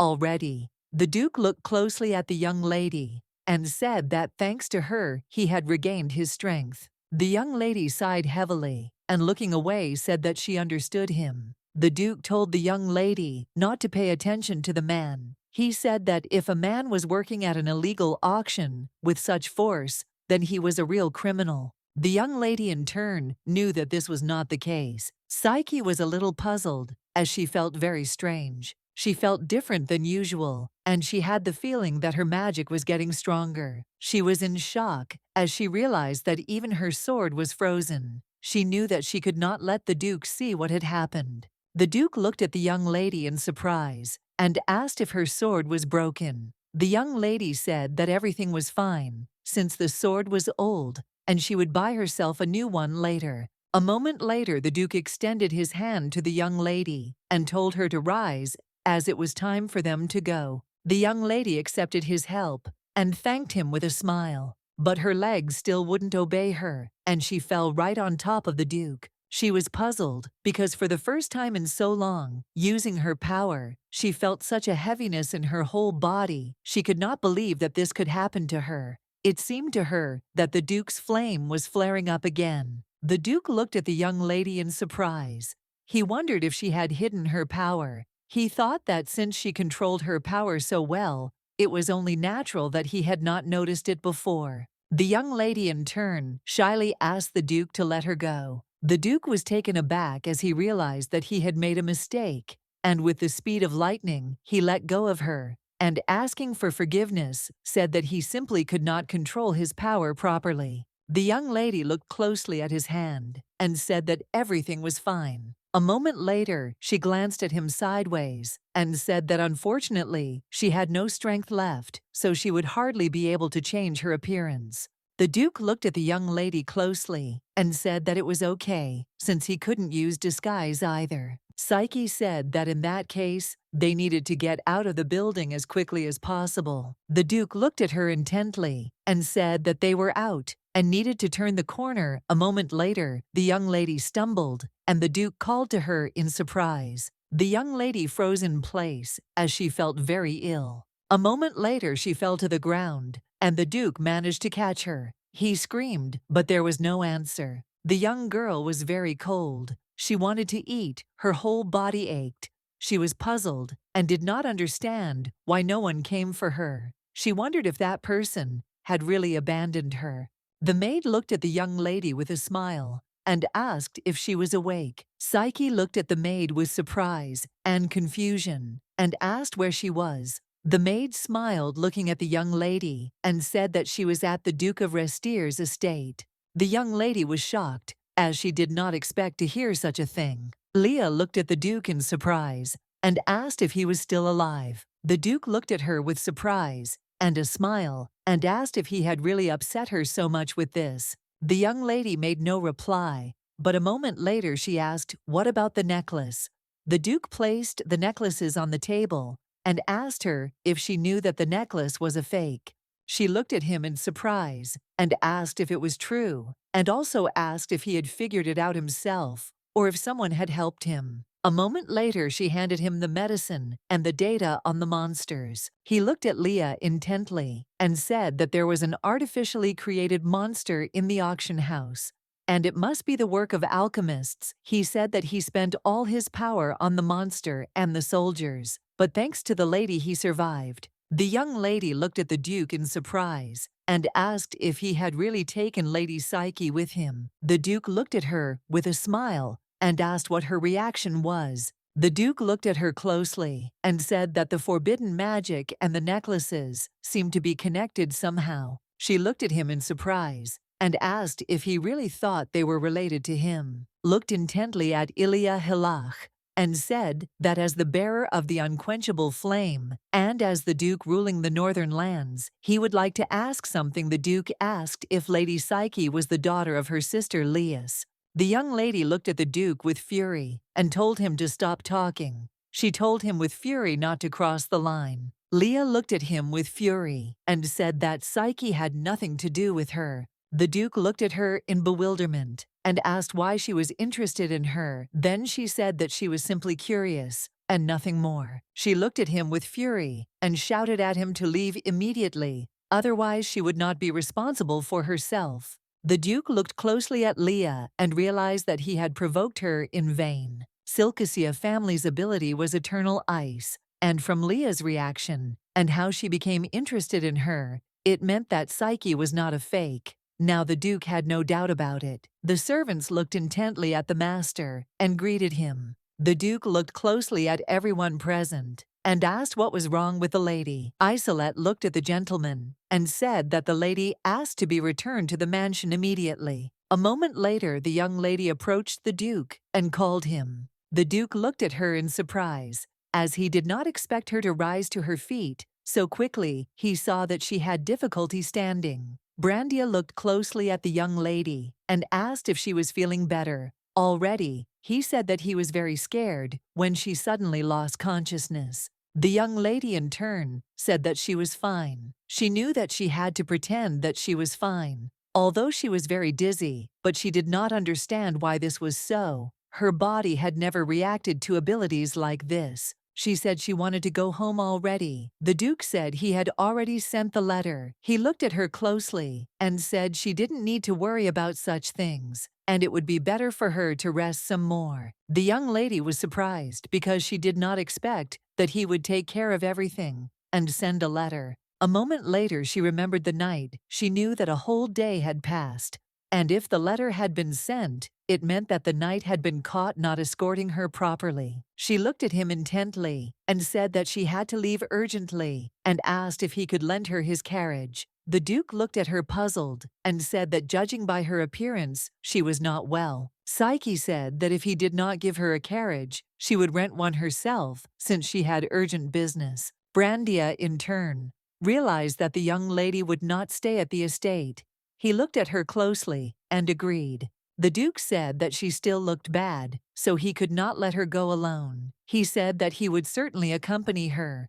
The young lady looked at him in surprise, as she did not expect to hear such a thing, but still knew that she had no choice. Some time later, the two of them were riding to the young lady's estate. She sighed heavily and said that he could just give her a carriage. The Duke looked at the young lady intently and said that, after all, she was his fiancée and had suffered because of him. He asked how he could leave her alone. The young lady sighed heavily and said that it was not so at all, since she had lost consciousness, not because of him. The Duke looked at her closely and asked if she was ill in some way. The young lady sighed heavily and said something like that. He looked at her closely and realized that she was uncomfortable around him. The Duke, in turn, knew that besides her abilities, there were other things that interested him in her. He would like to stay alone with her for some time. The Duke was in shock because he did not understand what he was thinking about again. He looked at her intently and said that she had previously said that she wanted to end their marriage.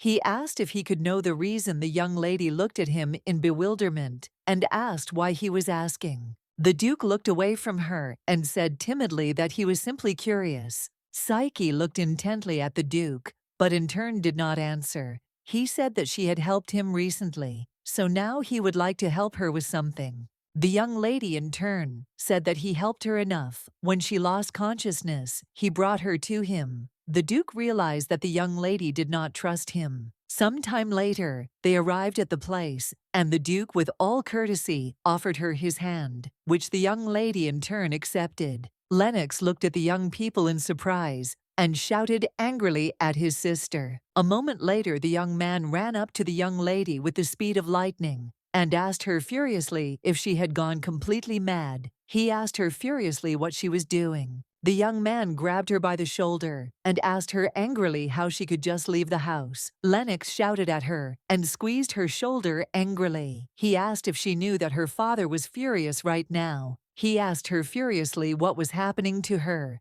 He said that especially since their sister had returned, she had begun to behave differently. He asked if it was because of the fear of being abandoned that she had decided to run after men. The young lady in turn screamed for him to let her go. Lennox shouted at her furiously and said that he could not understand how her father still tolerated her. He shouted that she should have been sent into exile immediately. He did not have time to finish speaking when suddenly the Duke grabbed him by the arm in fury. The Duke looked at the young man with fury and asked him if he was aware that he had treated the young lady too roughly. The young man looked at the Duke with anger and asked what he was doing. Now he shouted at the Duke to let him go. The Duke was shocked because he understood that this was not even a secluded room, but a garden where everything was in plain sight. And even despite this, he still dared to raise his hand against his sister. The young lady looked at the Duke and told him to let the boy go,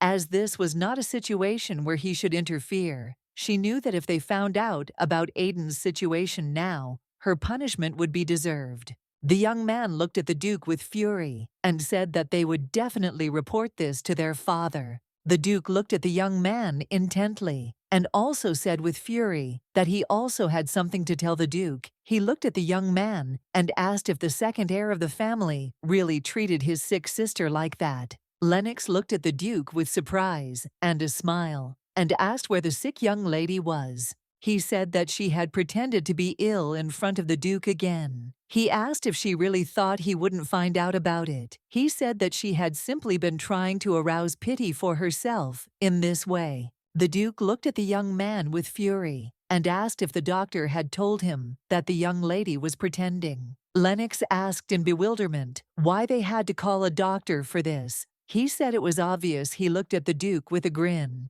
and asked if he really believed this fool. He said she just wanted to attract attention to herself. The Duke looked at the young man with fury and said that he was not the head of the family or even the successor, so for him his words were just empty words. The Duke said that he did not even think that he had any value in the family. Lennox looked at the Duke with fury and asked what he was talking about. Izar approached them and, looking at the young people in surprise, asked what kind of noise they were making. Izar was surprised because he saw the Duke. He did not expect to see him at their estate. Lennox ran up to his brother like lightning and began to complain about the Duke. He said that the Duke had grabbed his arm very painfully. Izar looked at the Duke with puzzlement and said that he had never thought that he was such a vile person. At him with fury and a grin. Izara and asked what he was talking about. The Duke asked if this was really better than being a loyal dog on a chain.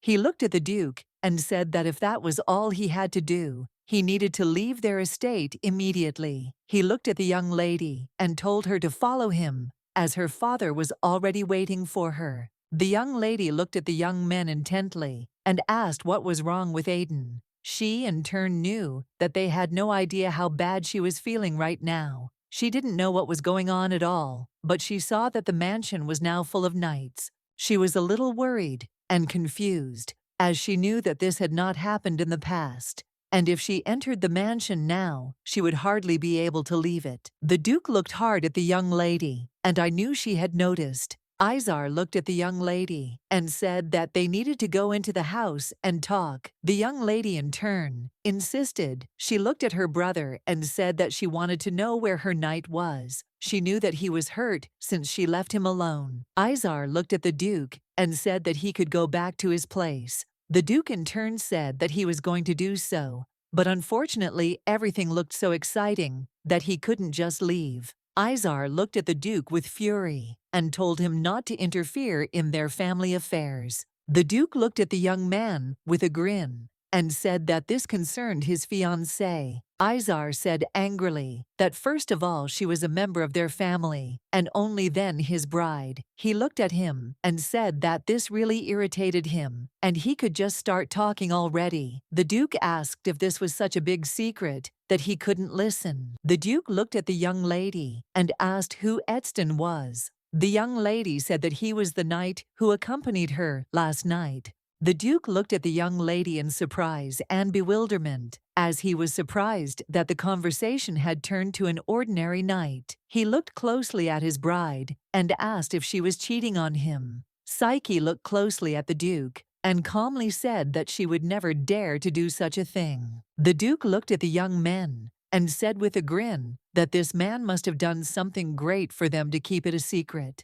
The Duke gave Izar a nasty look and said that even though he was the successor of the family and tried to put himself above others, he had better not forget that Psyche was his fiancée. Izar was furious, as he remembered that the Duke had not been particularly interested in her. He wondered if the Duke was pretending to pick on their family. He knew that if he sent him away now, he might return to them under the pretext of being her fiancé. Izar looked at the young lady and said that the knight had left the family, and no matter how good the knight was, he had no use for knights who did not obey his orders. He looked at the young lady intently and asked if she was satisfied with the answer. A moment later he said that it was time for them to go to their father, as he was waiting for them. The young lady looked at him intently and said that she would not go. The young men looked at her in surprise and asked what she was talking about. Psyche looked at them and said that she had wanted to do this for a long time. She said that since Lily had returned to the family, there was no place for her here anymore. The only thing that kept her was her engagement to the Duke. Looking at the brothers, she said that she had no other reasons to stay in the estate. Izar looked at the young lady with fury and called her Psyche, looked at them with a piercing gaze, and said that, however, since they raised her, she would continue to play the role of a daughter. A moment later, she said that she would be the Duke's bride until the monsters in the north disappeared, but after that she would no longer stay here. He looked at her in surprise and asked if she really thought she could do as she pleased. Psyche looked at him in surprise and asked what was wrong with a grown man staying in another place for a while. Izar shouted angrily at the Duke that it was none of his business. The Duke said that it concerns his bride and he cares about her. Izar looked at the Duke in surprise and asked since when he became so attentive to the young lady. The Duke, with a grin, said that he would agree with this, since before he did not care about her properly, but from now on he will devote maximum time to her so that she feels comfortable. The Duke looked at the young men and asked why they were leaving the knights in the mansion. He asked if there was something illegal that they were hiding. He said that there were so many knights that he could not even determine their number. The young lady looked at the Duke and thanked him for his help.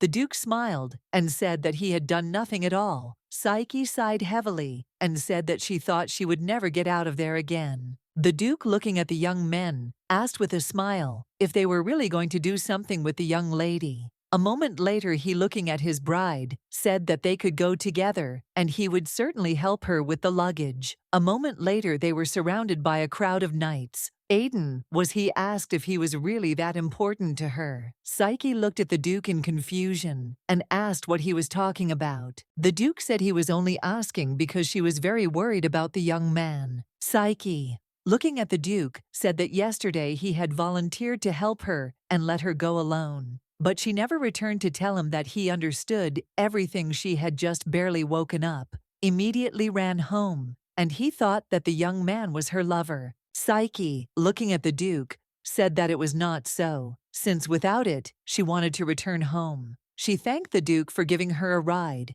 and also asked if he could drop her off somewhere. The Duke wanted to know where she was going. The young lady sighed heavily and said that she had not thought about it yet, and would probably stay at the capital's hotel for a couple of days. The Duke looked at the young lady closely and said with concern that the family would find her quickly. Given the situation, they would probably have the strength to bring her home, and after that, she would definitely not get out. The young lady sighed heavily, as she did not know what to do, and how to act correctly in this situation. The Duke looked at her intently and said that if she didn't mind, she could stay at his mansion. The young lady looked at the Duke in surprise and asked what he was talking about. A moment later, she said timidly that she appreciated his concern very much, but she had to refuse this offer. She said that she did not think they would find her so soon if she settled somewhere on the outskirts. The Duke looked at her closely and said that it was unlikely that there would be any rooms available there since there was a reception to celebrate the second prince's birthday. The young lady sighed heavily, as she had completely forgotten about this event. A moment later, the carriage hit a rock and began to shake, and the Duke in turn managed to easily catch the young lady. He looked at her intently and said that her hands were very cold. The Duke said that, unfortunately, she was not in the best condition. Right now, he told her to imagine what would happen to her if the knights of her family found her, since the Duke was serious about her. If it weren't for him, the Duke would never have let her go. The young lady looked at him in surprise, wondering if he was worried about her. Psyche looked at the Duke with embarrassment and said that she then entrusted herself to his care until she recovered. The young lady looked at the Duke intently and timidly asked if they should break off the engagement right now. The Duke stood there in bewilderment, looking at the young lady, as he had not at all expected her to say something like that. She said that now that she had left the family, all promises were no longer valid, and now he had a way to destroy the monsters without the help of the Empire. The Duke timidly said that this was true. He looked at her intently and said that first, he needed to find out the effectiveness of this method, and he had to play it safe and be sure of everything. The young lady, in turn, looked intently at the Duke. She knew that he had openly challenged her family and was now unlikely to receive any support from them. She sighed heavily and said that she understood him. A moment later, she asked if it would be okay if the monsters' numbers decreased, knowing that when the monsters' numbers decreased, then they would talk about breaking off the engagement. The Duke shouted furiously at his subordinates. The Duke looked at the young people in surprise and asked what Duke Rastier was doing. He shouted that it was a kidnapping. The Duke looked at the young lady in surprise and asked if he was taking her away by force. Psyche looked at everyone intently and said that she was leaving of her own free will. The Duke was furious and couldn't understand how this had happened at all. He couldn't understand when everything had gone wrong, since he had even acknowledged her as his daughter in front of everyone. The Duke, in turn, knew that the young lady had to live quietly and peacefully in their house, obeying them. Izara entered his father's office and asked if he had called him. The Duke handed the young man a piece of paper with blood on it. He told him to pass it on, and he also said that the young man should understand for himself what was there. Izar said that he understood everything and would leave his father alone. Izar wondered if this was a secret message to the Emperor. He did not know if it was connected with Psyche's departure. He did not understand why their father continued to care for the young lady. He looked intently at his master and asked for forgiveness for interfering in something that was none of his business. He asked the gentleman if he had become close to the young lady. The Duke looked at his subordinate in bewilderment and asked what he was saying. Isolette, in turn, made the following conclusion. Based on recent events, the Duke began to meet the young lady very often, and he was sure that the Duke had fallen in love with her. Isolette knew that the Duke had left, and he immediately agreed to escort her home, although he could have simply provided her with a carriage, and he came back with the young lady to the mansion, with her things. Isolette, in turn, knew that he didn't care whether the Duke had fallen in love or not. The Duke looked at his assistant in surprise and asked if he really had nothing better to do. The young man looked at the Duke in bewilderment and asked why he was getting closer to the young lady if he had decided to end the marriage. Isolette looked at the Duke in surprise and said that this simply could not be, that he was unrequitedly in love. The Duke looked at his assistant with fury. A moment later he sighed heavily and said that the young man was really annoying him. The Duke understood that the young lady had no idea about it, and if she had found out about it, she would not have stayed in the estate. But in turn, he was very puzzled, because her reaction in the magical association was very strange. Now he could guess what kind of power Lyle was talking about then, but he still wondered why the young lady reacted like that. He did not understand why she was afraid of her power and hid it. He knew that Duke Silkisius' behavior was very strange, but he still wondered why he kept her at home. A moment later the Duke was informed that the physician had arrived. The Duke knew that the young lady had said that she would leave immediately, as soon as she felt better. He understood that no matter how sick she got, she would not leave. The Duke looked at the assistant and asked what the girl might like. The assistant looked at the Duke in surprise, as he did not expect to hear something like that. The young lady sat and slowly read the note from her knight. She was surprised as her brother said that they had driven him away, but nevertheless, he had time to leave her a note in her room. She sighed heavily as she realized that their meeting was still on. A moment later she heard someone knocking on her room door. The Duke walked slowly into the room and told the young lady that he had brought a doctor to her. The doctor smiled, looking at the young lady, and said that it was a great honor for him to meet her. The young lady, in turn, politely greeted him. The doctor said that he had heard that she was seriously ill with something. He asked if he could examine her. Psyche looked at the Duke in surprise, as she thought that he would simply give her a room, but everything turned out to be much more serious. The Duke looked at the young lady intently and said that he would not charge any fee, so she would just have to let the doctor examine her. The young lady, in turn,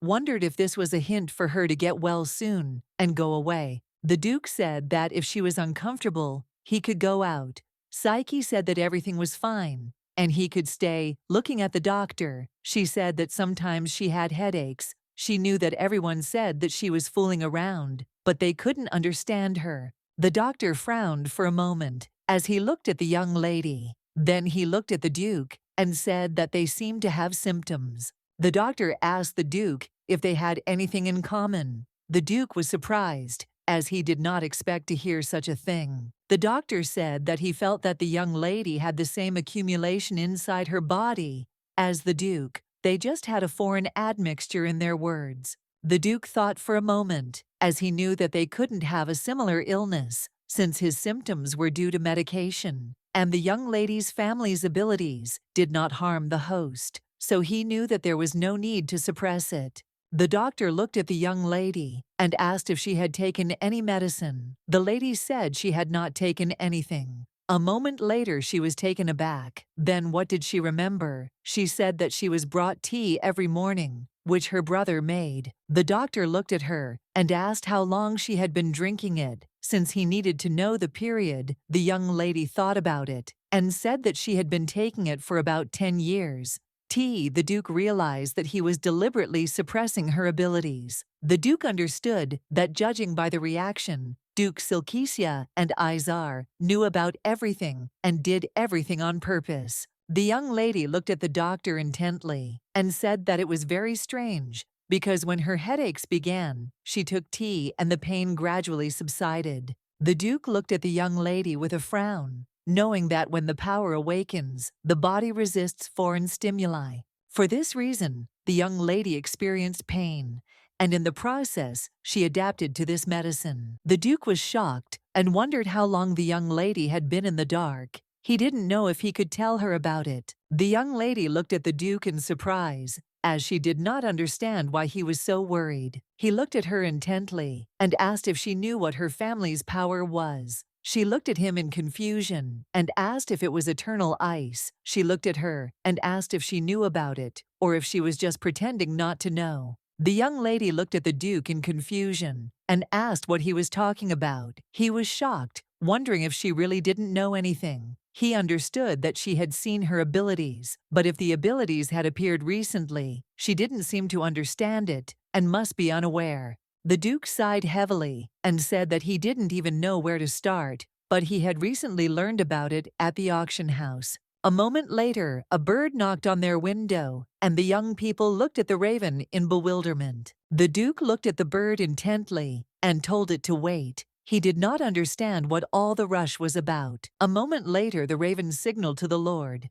and the Duke froze in shock. He looked at the raven and asked if the Duke of Silkesia was really from the imperial family. The Duke looked at the young lady and, asking for forgiveness, said that she must be very tired. He said that it would still be better for her to go to bed early. The young lady looked at him intently, but still agreed. The Duke looked at the doctor and told him to examine her carefully and prescribe her treatment. The doctor obediently agreed. Some time later, the young lady quietly and peacefully went to bed. But the unfamiliar room did not give her peace. She felt uncomfortable because it was unusual. She remembered the post-raven and thought for a moment, as she had seen it somewhere before. A moment later, she heard a knock on the door. She was surprised because she didn't know who was there. The doctor came into the room and apologized for disturbing the young lady. He said he thought she was already up.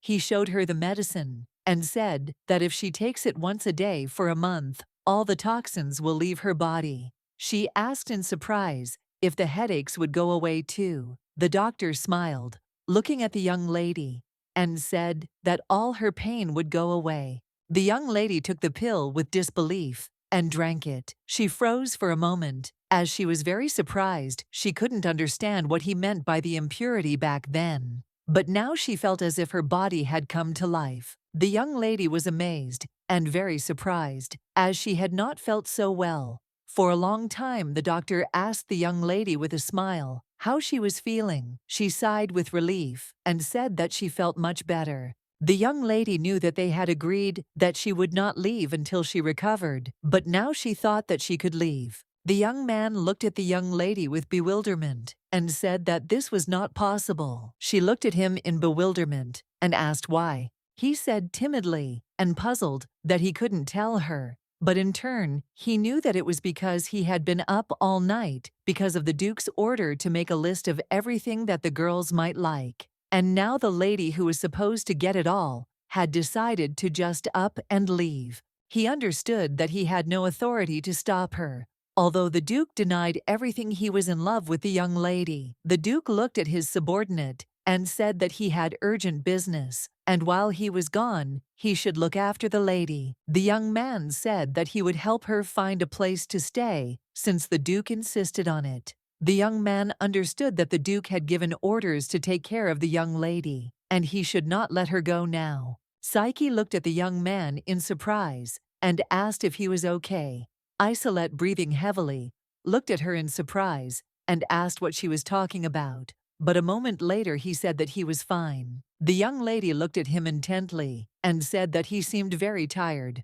A moment later she suggested that he sit somewhere in a cafe and take a short break. Psyche sighed heavily. She was puzzled because she didn't think it would be so difficult to find a free seat. He smiled and said that it was just that even foreign ambassadors had arrived for the prince's birthday ceremony. But in turn, he knew that it was very good. And fortunately for him, everything worked out so well. The young lady looked at him sharply and said that they could check a couple more houses and then come back. A moment later, they heard someone talking. Isolette was a little puzzled, as the staff had told him that no sound would leak to them. The young lady, in turn, became wary as she recognized the voice. A moment later, she listened closely and realized that it was Lady Lily and Hilvia talking Esland. Hilvia told her companion that no one would hear them either, as there was a sound-muffling magic cast, so she could speak freely. She asked what had happened to Lady Psyche. The young people froze in bewilderment. The young lady looked at her companion and gestured to him to be quiet. Lily, in turn, sighed heavily and said that the young lady had left home. Hilvia was shocked and asked how this could happen. Lilia sighed heavily, and with tears in her eyes, she said that the day before she hid from the guards and ran away. A moment later, she said that the young lady, as soon as she returned, began to be rude to her family, who were so worried about her. Lily said that after this incident, she left the house, and her father was very shocked and fell ill. and the brothers rushed in a hurry to look for the young lady. Psyche noticed that the girl did not say anything about Duke Ristier. Hilvia asked in a rage if the young lady understood what she was doing. She did not understand why the Duke kept her in his house. Lily hesitated and said that she was not sure, but it seemed that she was not as good as Psyche. The young lady looked at Lily in surprise and asked what she was saying. She shouted that Psyche was just a fake and was deceiving everyone, and as soon as her true identity was revealed, everything would fall into place. She shouted that she would definitely help Lily. Psyche sighed heavily, as she now understood how rumors really spread. The young man looked at the young lady intently and told her not to worry about it, as he would not tell the Duke. The young lady looked at him in surprise, but said it was fine. She knew she had already fled the house, and now no matter what damage to her reputation. Hilvia asked if there were any green-eyed men around their age among the people in the estate. Lily looked at her companion in surprise and said that as far as she knew, there were no such person in the average relative. She asked the lady why she was asking. Hilvia said that she had seen him somewhere, and he looked very similar to a member of their family. Hilvia said that she just heard about the incident with Lias, so she decided to check just in case Lily asked in surprise who it was. The young lady looked at her companion in surprise and asked if she really didn't know. Lily looked at her companion with surprise and alarm and asked what was wrong. Hilvia hesitated, not knowing how to answer fertilizers. Later she said that the incident was related to the necklace. She said that the emperor had restored the family's rights as his distant relatives, and nothing more was known. Psyche listened intently to their conversation. Lilia looked at her companion in surprise and asked if there was anything else. Hilvia said that the story itself was real. She looked at Lady Lily and said that she would tell her everything as it was, and she hoped that they would not have any misunderstandings. She was just surprised that the daughter of the Silkia family did not know about this. She said that Silkesia is the family previously mentioned Lias. The young lady in turn was shocked, as she did not expect to hear such a thing. She sighed heavily and said that she had no idea about it. She was puzzled and said that it was the first time she had heard of it, but still wondered why no one had told her about it before. The young lady sighed heavily and said that it was not surprising, because the story was very terrible, and even the imperial family did not remember it. Hilvia said that whatever the reasons, pardoning the criminal was a very controversial decision, and there were many assumptions, and the truth was hidden. She sighed heavily and said that she did not know, but perhaps His Majesty did the right thing. The young lady sighed heavily and said that she understood everything, and also thanked her companion for telling her everything. She looked at the young lady and asked if she knew what happened to the necklace. She wanted to know if it was with the imperial family. Hilvia said that as far as she knew, the necklace was stolen, so it was listed as missing. Lily sighed heavily and said that it was very unfortunate, as she wanted to look at him. Psyche thought for a moment, as she realized that the lady of the necklace was more interested in than that incident. She wondered if everything that happened to her then was the work of the young lady. Lily asked her companion if she knew who had stolen it. Hilvia said that the young lady seemed very interested, but a moment later they noticed that the device that was muffling them was not working. Psyche looked at her companion and said that they could come at any time and check if anyone had heard them or not, so it was time for them to leave. The young man looked at the young lady intently and said that it was too late to look for an inn, and he was sure that everything was taken, so he asked her to return to the mansion. The young lady in turn agreed, although she felt awkward imposing herself on the Duke. Isolette smiled and said that it was not so at all, and she should make herself at home. He said that he would call a carriage. Now the young lady said that there was no need for that, as she had some business to attend to, so he had to return alone. The young man was surprised, as he did not expect to hear such a thing. The young lady stood waiting for her friend, but seeing that he was nowhere to be seen, she wondered if something had happened to him. She wanted to wait for him a little longer. For a moment she thought about what had happened. Isolette looked at the young lady closely and asked if she saw how hard he was trying. He asked if she could put in a few good words for the Duke for him. The young lady looked at him in bewilderment, but still agreed. But in turn, she wondered if the Duke really treated his subordinates that badly. The young lady, in turn, was waiting for her companion, but he was not there.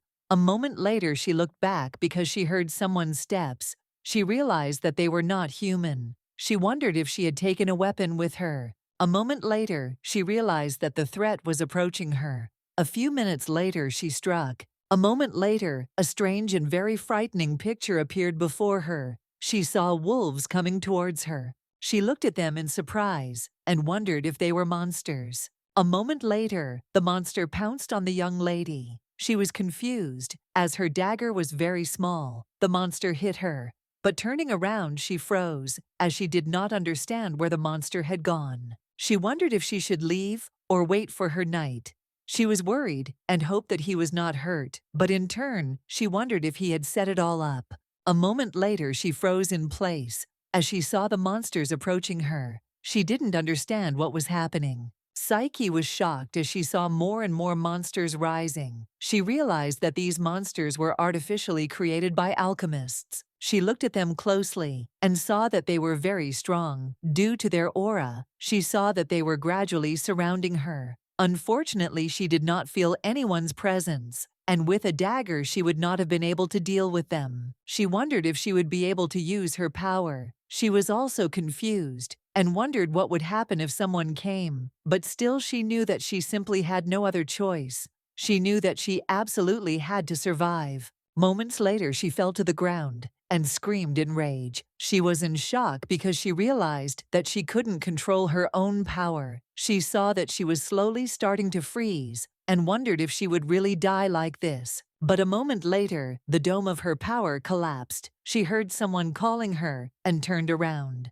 She was surprised because she saw the Duke rushing towards her and calling her. She was surprised. She didn't expect to see the Duke. He came closer to her and asked if she was okay. The young lady, in turn, knew that she was not well, as traces of her family's curse remained, and she was told not to forget that if anyone found out about her curse, either they would die or she would. The Duke looked at the young lady in surprise. He was alarmed because she was trembling with fear. He looked around in bewilderment and asked if this was possible. The young lady looked at him in bewilderment. She was very scared because she did not understand what he was talking about. Aiden ran up to them and called out to the young lady. He was breathing heavily, asking if she was okay. He wanted to know if she was hurt anywhere. The Duke looked at the young man with fury and told him not to come any closer. A moment later, the Duke pointed his sword at the young man. The young lady looked at the Duke in surprise and called out to him. She was excited and did not know whether they saw her or not.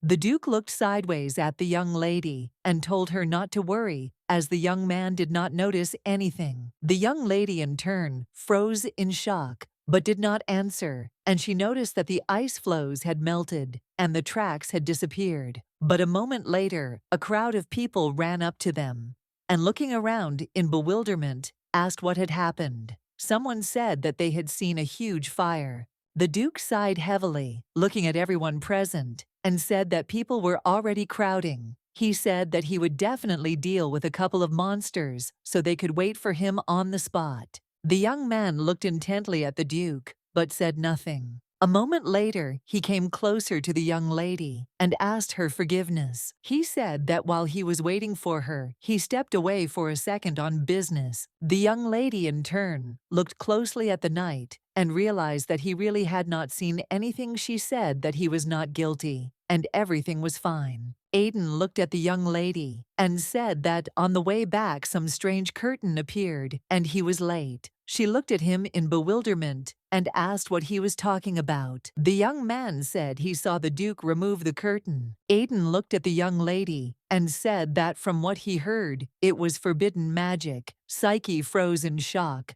Forbidden magic was erased from the pages of history for its cruelty, disregard for life, and terrible side effects. And yet, there remained something that turned animals into horrible monsters. She knew that the past ones were true monsters, not like the brutalized beasts. She was shocked and wondered how he knew about the forbidden magic. She didn't know how much she could trust him. The young man looked closely at the young lady and timidly asked if she was hurt anywhere. A moment later, the Duke came up to them and angrily told the young man not to come any closer. The Duke asked if his words meant nothing to the knight. The Duke approached the young lady and asked if this was the knight she had spoken of. She said that it was so and asked if he knew him. The Duke looked at the young man intently and said that he did not know what was in his mind, but he should not bother the young lady and would be better off running after the heir of the family. The young man sighed heavily and said that he did not share the views of their family. The Duke looked at him with a grin and asked how he could trust him. The young lady, in turn, understood that the young people were representatives of two different factions, and the relationship between them was certainly tense. The Duke looked at the young lady intently and said that it was time for them to go. She looked at him in bewilderment and asked what he was talking about. The Duke said that the hand should be treated before it got worse. Psyche looked at her wound in surprise, as she had completely forgotten about it. She said that it was fine, and it was just a scratch. A moment later, the Duke picked up the young lady and said that the poison monsters cause paralysis, but the effect manifests itself over time. A moment later, she felt her body go numb a little. A few minutes later, a knight ran up to them and, turning to the Duke, said that they had received a report of flame and were asked to write a report of what had happened. The Duke said that the knight could describe the situation and compensate only for the repair costs. The young man looked at the Duke in surprise and said that the reason was the destroyed wall. The Duke looked at him and said that he could write that he was simply bored. The young lady looked at him in surprise and wondered if he was hiding the reason for using his power and was going to pretend that the monster attack didn't happen. She was, of course, grateful to him, but still something was troubling her. She looked at him intently and timidly said that she could go on her own and asked him to let her go. The Duke said that they intended to let her go, as she felt fine, not because of the weakness of the poison, but because her powers had been activated to neutralize its effect. He looked at her in surprise, as he didn't understand what her reaction was. A moment later, looking at the young lady, he said what he wanted to tell her earlier. He understood when he saw her fighting at the auction. The young lady was in shock. She didn't know what to do, because she understood that she was caught. She was scared. She looked at him and asked if he would kill her. The Duke froze, looking at the young lady. He was in shock. A moment later, he asked what she was talking about now. The young lady told him to let her go immediately. The Duke was alarmed by her behavior. He said that he needed her to calm down first. A moment later, she pushed him away. The Duke looked at the young lady in surprise and called her. He saw that she was trembling with fear. He said that first she needed to be healed, and then they would talk. He said that they knew what happened to her, but he had no intention of harming her. He said that they needed to return to the estate. The young lady looked at the Duke intently and asked what he would do with her now. The Duke sighed heavily and calmly said that he had not thought about it. He said that he would give it back. On the contrary, he wanted to ask her for help. The young lady looked at him in bewilderment, as she did not understand what he was talking about. The Duke thought for a moment, but a few minutes later, he said that he unfortunately could not control his powers as he wanted. The young lady looked at the Duke in surprise and asked what he was talking about. The Duke said that he didn't know if she was familiar with this story, but the history textbook had this text: "For unprepared people, God's gift is akin to a curse."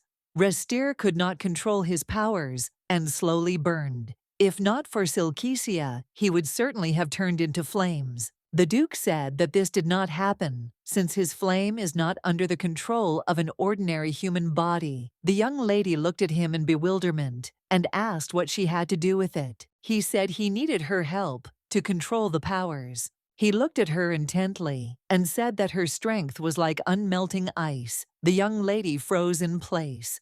From shock, she could not believe what she heard. She thought he was wrong, because if he knew she was cursed, he would have killed her. She didn't want that and knew that it wasn't right. If she didn't resolve the misunderstanding, now everything could end badly. The Duke looked at the young lady with puzzlement and called her. He asked if she was okay, as he could see from her worried look.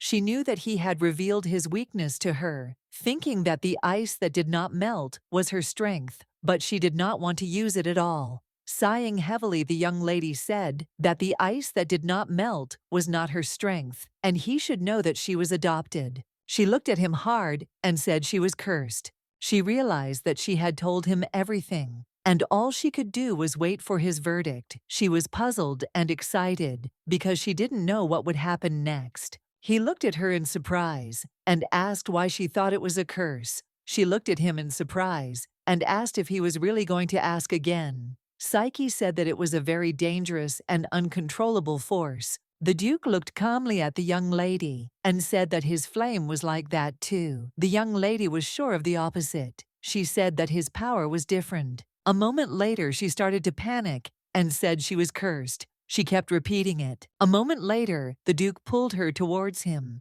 Psyche looked at him in surprise. He looked at her with fury and said that she was starting to piss him off. A moment later, looking at the young lady, he told her to listen to him, as she really did have ice that would not melt. She froze, not knowing what to say to him, because she didn't believe what he was saying. He looked at her intently and asked if she knew about the incident with the poisoned necklace that happened 20 years ago. The Duke said that the instigators of that incident were the House of Silkesia, but the current representatives of the family are not direct descendants. He looked at her closely and said that he believed she was the daughter of Rheas, a direct surviving descendant. The young lady was shocked. She looked at the Duke and shouted that this simply could not be. The Duke said that he did not just think so, but he was sure of it. Since this is confirmed by the reaction of his flame to her energy, he said that the only thing that responds to the restless flame of the Restiers in this way is the unquenchable ice of Silkia.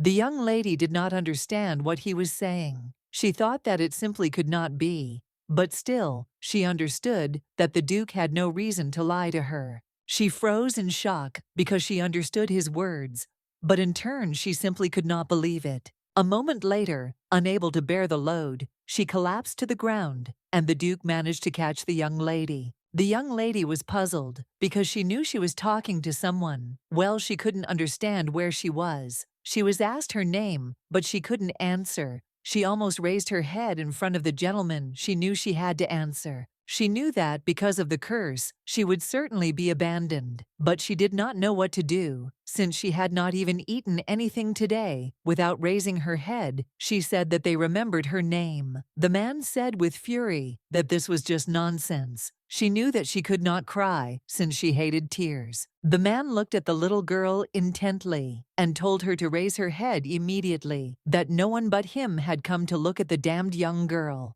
He looked at her intently and said that she had powers, and if she was exposed, then everyone would die. She knew that the curse gave her powers, but if she was exposed, then they would certainly kill her. She looked at the man with fear and asked what she should do with tears in her eyes. She said that she would do whatever he ordered. The man looked at her intently and said that her name was Psyche. The little girl looked at the man in surprise. The man in turn said that this was her name. Now she was surprised because she was given a name. He looked at her intently and told her to remember him, because no one but Silkesia could have what she would have. The young lady looked at the man intently, as she knew him. A moment later she heard the Duke's voice and was taken aback. The Duke sighed in confusion and asked if he really had to start over. She was in shock and did not understand how it happened that the Duke was in front of her. She wondered if he personally brought her here. He looked at her intently and asked if you were repeating the same thing to him. For the 10th time, she looked at him in bewilderment and asked what he was talking about. The Duke said that he had told her about the powers of unmelting ice. He said that perhaps he should start with the fact that his powers were out of control. The young lady looked at him puzzled and said it was a misunderstanding, sighed heavily, and said that he knew what she wanted to say, but he asked her to listen to him. After the story, the young lady looked intently at the Duke and said that he was definitely mistaken, since such a thing simply could not happen. The Duke, in turn, said that it was not so. But a moment later he sighed heavily and said that they could stop there. Today, he would very much like to know what happened without repeating the story. He knew that when it came to the young lady's powers, or her origin, she said that she had heard such things, but unfortunately she did not admit anything. He knew that soon she would say that in general, she had not heard anything. He learned that excessive efforts can break a person. He did not know what to do. Psyche looked intently at the Duke and called him. The Duke, in turn, said that they could talk later. He said that today had been a hard day. He looked at her intently and said that for now they had better stop there. But the young lady, in turn, wanted to object. The Duke said that she didn't need to think about anything else, and that it would be better for her to rest. He said that she had been treated after all, but that she needed to be more careful. The young lady, in turn, was perplexed and did not understand what the Duke was talking about. She knew that he had revealed his weaknesses to her and had repeated the story about strength several times. She, in turn, wondered what it was that I did not let her. She realized that she was getting sleepy. She knew that this had happened before and that soon everything would pass. A moment later, she collapsed onto the bed. The young lady, in turn, was very tired, and even moving from the spot was problematic for her. She knew that her curse had been revealed, and she needed to leave the estate quickly. She knew that she needed to run as fast as possible. The young lady slapped her hands hard, looking at the man, and saying that they had missed a good opportunity. She asked if there were any more victims. They stared at the wolf, who was in the center of the circle. The young man sighed heavily, and looking at the young lady, he said that he would try to find new ones. She looked at the young man intently and told him to hurry immediately, as it would be late. She said that unfortunately, the Duke had seen the monsters.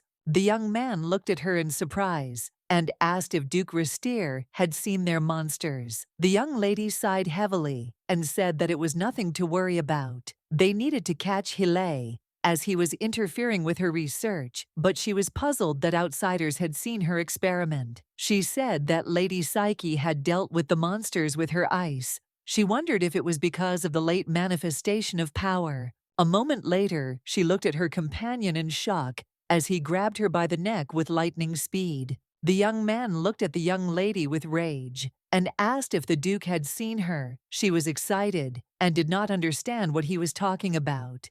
He asked if the Duke had seen her abilities. She said that maybe he had. She screamed that she was in pain and asked the young man to let her go. He looked at her with fury and said that not only did her monsters put Lady Psyche in danger, but the Duke also saw her abilities. The young lady screamed that she did not do it on purpose and also asked to let her go. She looked closely at her companion and said that it turned out that the Duke had known about her power from the start. She said that he was not surprised, but rather tried to hide what he knew. She screamed that it was not her fault. The young man looked at her intently, but said nothing. He remembered when the Duke told him that a letter had arrived from the other side. He said that he would certainly take care of the child. The young man was furious because the Duke had not kept his word. The young lady looked at him intently and said that since that was the case, she asked him if he wanted to start with the circles of eternal life.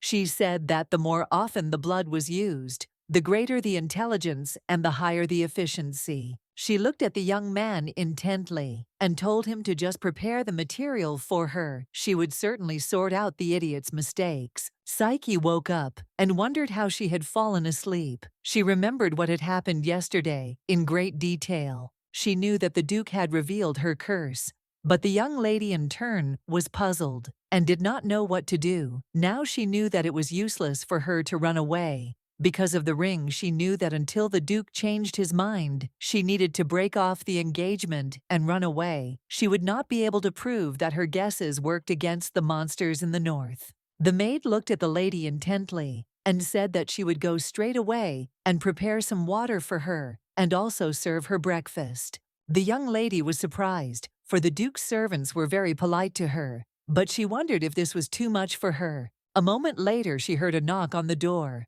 She was surprised because she thought that the maid had run to her very quickly. Isolette asked the young lady for forgiveness. He asked if she was awake. He also wanted to know how she was feeling and if he needed to call a doctor. The young lady, in turn, said that there was no need for this, as she had been greatly helped yesterday, and also thanked him for his concern. He looked at her intently and said that he should have waited for her until the end, and also offered her his apologies. The young man said that monsters in the capital itself were simply unimaginable. She looked at him intently and asked if they were really unusual. The monsters they spoke of were natural entities, but the ones that attacked them were degenerates created by forbidden magic. The young man thought for a moment and said that he seemed to have gotten it wrong. The young lady said that it was okay since he was more used to simple monsters. He sighed heavily and said that he was very glad that she had not been harmed by the sudden appearance of the creature, but if the Duke had not gone after her, she could have been harmed. The young lady looked at the young man in surprise and wondered if the Duke had passed by. The young man said that the Duke in turn had scolded him very much for leaving her alone, so now he was obliged to look after her, or she had to take guards with her. The young lady sighed heavily and said that she understood. She raised that there might be trouble when leaving the estate. She was puzzled because she didn't want to have trouble at all. She thought that she needed to get out of the estate soon. The young man looked intently at the young lady and timidly said that he needed advice. She looked at him intently and said she was listening. A moment later, the maid came to the young lady with a smile and said that she had brought her breakfast. The maid told the young lady that if she was not particularly hungry, she could at least have something light. The maid said that she would cook whatever she liked for dinner, and she could only say. The young lady in turn wondered what she liked. The young man looked at the young lady intently and said that she needed to know what girls her age liked. He said that he had to buy a gift, and that was why he was seeking her advice. The young lady sighed heavily and said that unfortunately she would not be able to help him. For a moment she wondered what she liked. She knew that he wore the clothes of a real lady and did everything to be recognized as a lady. She knew that she should like what her family members liked, but she was still worried and wondered what exactly she liked.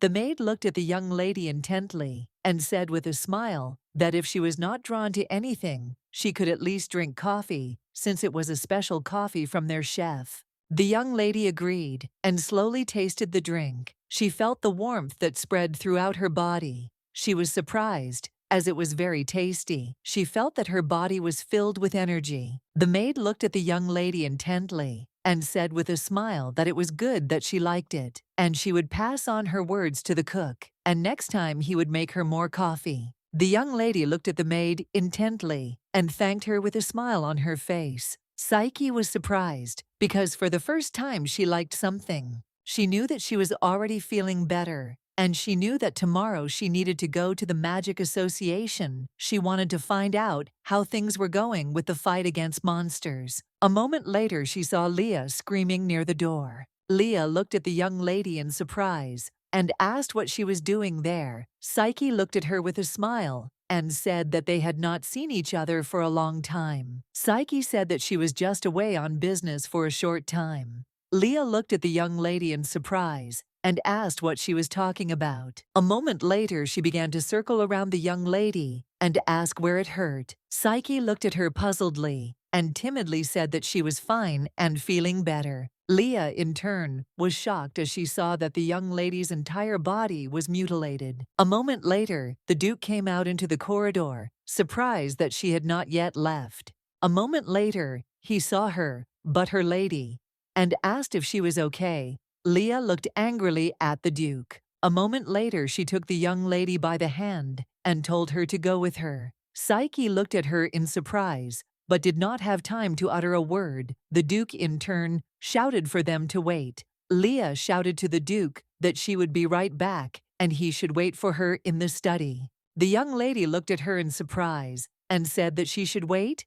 A little, Leah apologized to the young lady for dragging her outside, but she did not want to speak in front of the Duke. Psyche looked at her in surprise and asked what she was talking about. Leah looked closely at the young lady and asked excitedly if the Duke had threatened her. She asked if she had revealed her weakness to the Duke. The young lady looked at her in surprise and asked what she meant by that. Leah asked why she was walking around here. Then the young lady sighed heavily and said that she had her own circumstances. Leah asked how things were at home. The young lady sighed heavily and said that everything was fine at home. Psyche knew that they were not even married yet, and living together was problematic, and it all seemed very strange to her, since being involved with a person you don't know is very difficult. Leah sighed heavily and said that she understood everything, and also asked if the lady could help her. Leah looked at the raven with fury and asked if he really thought that, because he looked like his master, he could shout like that. She said that if he was guarding the lady, he should behave more quietly and do what he was told. The young lady, in turn, looked at the raven in surprise. Psyche looked closely at the raven, as she thought it was not the same raven that had visited the Duke the last time, as she noticed that the color of the eyes was different. Leah looked at the young lady intently and said that she knew the raven, and he wouldn't, but they shouldn't pay attention to him and should go. The young lady looked at her companion in surprise and asked where they should go. Leah looked at the young lady and asked if she had encountered forbidden magic last night. She said that in order to catch the culprits, they had to go to the scene first. The young lady looked at her companion in surprise and asked if this was possible. Leah said that forbidden magic is still magic, so they are tracked the same way. After a while, they came to the scene of the incident. Leah sighed heavily and said that the view here was worse than she thought. Leah looked at the young lady and said that if anything started, she needed to shake her since she didn't notice anything while concentrating. The young men looked at the young ladies in surprise, as they did not understand what they were doing there. Moments later, everyone started whispering and talking about the Duke destroying the wall, and they also started discussing the relationship between the Duke and the young lady. The young lady, in turn, knew that information about the appearance of monsters was very well controlled, and everyone only heard that the Duke destroyed the wall next to his bride's house. The young lady, in turn, was grateful that such stories had spread, since she realized that, judging by the atmosphere, the rumor of her leaving home had not yet spread. She knew that the Duke and her brother cared about the family's reputation and would keep this situation under wraps. But she also knew that Lilia had already started talking about her leaving home. Lennox looked at the young lady in surprise and asked what she was doing there. She didn't expect to see him. He looked at her with fury and asked her again what she was doing. He asked if she had really stormed out of the house and was now ashamed to come back. He asked if she was really waiting to be taken back. She looked at him intently, but said nothing. He looked at the young lady with a smirk and asked if things weren't going well with her and the Duke. And with a haughty smirk, he asked who would ever like her. The young man looked at her with contempt and said that he still felt sorry for her, and he already knew that she would later quietly crawl back to the nest. Psyche looked at him intently and told him to leave her alone. He looked at her with fury and asked what she was talking about. Psyche turned around and said that she did not need his help at all. Lennox looked at her with fury. The young lady, in turn, knew that the young man had an unbearable character. She, in turn, could not even imagine how the situation could now turn out. The young lady looked at the raven intently and told him to be quiet and not to interfere. She asked him to pretend he didn't see anything. She knew the situation could turn in her favor. A moment later, the young man grabbed the young lady by the shoulder and turned her towards him. But a few minutes later, he slapped her furiously on the cheek. The young lady, in turn, realized that his blow was clumsy, and it could be considered that he did not even hit. She thought that he would have to be provoked more, but her refusal made him explode. She thought that the past had hardened her, after all. A moment later, everyone looked at the young people. They were shocked that a young man had hit a young lady right in the middle of the street. The young lady looked at him with a smirk and said that he was a good boy. The young man looked at her in surprise and asked what she was talking about. A moment later, she angrily slapped him on the cheek. Lennox was shocked, as he didn't expect this. She looked at him with fury and contempt and told him to stop poking her. He looked at her with anger and asked how she dared to raise her hand to him. He shouted that she was a crazy witch. After his words, the young lady hit him again with fury. She looked at him with disdain and told him not to dare swear. The young man froze in surprise, as he did not expect such a thing. He could not utter a word. A moment later, the young lady grabbed his arm tightly. He looked at her with fury and shouted for her to let go. At once, he looked at the knights and shouted for them to drag her away alive. The young lady came closer to him and quietly whispered that it seemed he still did not understand anything she said with disdain, that for them her position was higher than his, since everyone saw that he raised his hand to her. First, she asked what he would do now. Lennox pushed her away angrily. He wanted to hit her again, but the young lady managed to trip him up, and he fell to the ground with a crash. She looked at him with contempt because she realized that he still had not put all the facts together. She knew that such a fight would be a disgrace to the whole family. She saw that people had gathered around and were starting to whisper. They were discussing everything that had happened. The young lady, in turn, understood that rumors spread very quickly. The young man looked at the knights and shouted at them not to look, but to grab her. Immediately he shouted that he would not just leave her with what she had done to him. The young lady, in turn, understood that it was simply useless to explain anything to him. He looked at her with fury and asked if she really thought she would get away with it. He shouted at her not to even dare to enter the house. He continued to shout at the young lady, but suddenly magic enveloped him, and he fell silent. Leah came closer to them and asked with disdain who was howling like that. She said that her head was splitting from the screaming. The young lady looked at her in surprise, as she knew that Leah's magic was of the freezing type. She did not understand whose plant it was. A moment later, the young lady walked up to them and said with a smirk that she was confused and didn't know who was making such a noise near the great family's house. She said with a smirk that it seemed like the middle son was causing trouble. She looked at them intently and said with a grin that she had heard that the middle son of a large family was very intelligent, but she had not expected this at all. Psyche looked at the young lady in surprise and asked who she was. She looked closely at the young lady and said with a smile that her name was Siona Tuberos, and she was very pleased to meet her. Leah looked at her with fury and told her not to dare to come closer, and quickly left. Siona did not obey the young lady. Leah said angrily that they were leaving. Siona smiled and said with a smile that they would meet soon. Leah was furious, as she knew that this was simply unheard of. She did not understand that Siona had forgotten here. Again, the young lady looked at her companion in surprise and asked if she really knew her. Leah said angrily that there was no need for such knowledge. She said that everything was very complicated. Leah looked at the raven with fury and asked what he was doing. She said that since he had become a guard, he needed to be guarded. The young lady, in turn, timidly said that she had asked him not to interfere, as she needed to receive a few blows. Leah looked at her with fury and asked what she was talking about, because if she had not come on time, everything could have turned out completely differently. The young lady looked at her companion and said with a smile that she was fine, and also asked how the investigation went. Leah sighed heavily and said that the results were a bit ambiguous. Psyche was surprised by such an answer.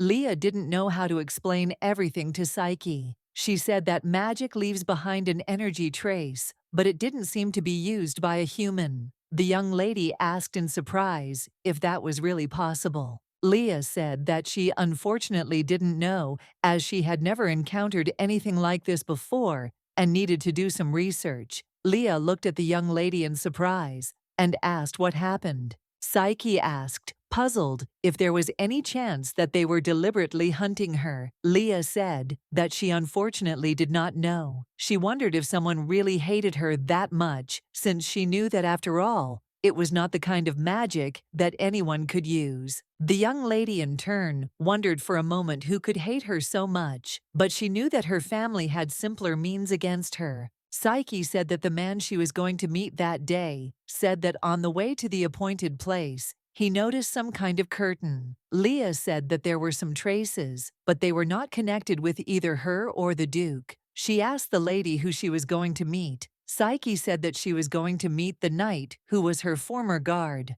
A moment later, she froze in surprise as she saw her companion's expression change. Psyche looked closely at the young lady, as her reaction had not seemed strange to her before. But upon hearing the name of her knight, her expression changed dramatically. She wondered if they knew each other. Leah looked at the young lady with a puzzled expression and apologized, but said that she had to run now, and also asked her to be careful on the way back. The young lady, in turn, thought for a moment and wondered if the monsters could be hunting her knight specifically. The Duke looked closely at the young lady and asked what she was doing. He asked her, puzzled, why she didn't go inside. He came closer to her and touched her face tenderly. He was furious and, looking at the young lady, asked what was wrong with her face. She froze, not knowing what to answer, as she did not expect such a thing from the Duke. The Duke turned his gaze angrily to the raven and asked how this had happened. The lady looked at the Duke intently and said that the raven had not interfered in her case at her own request. The Duke looked at her intently and told her to explain at once what had happened. Psyche looked at the Duke with embarrassment and asked him to remove his hand first.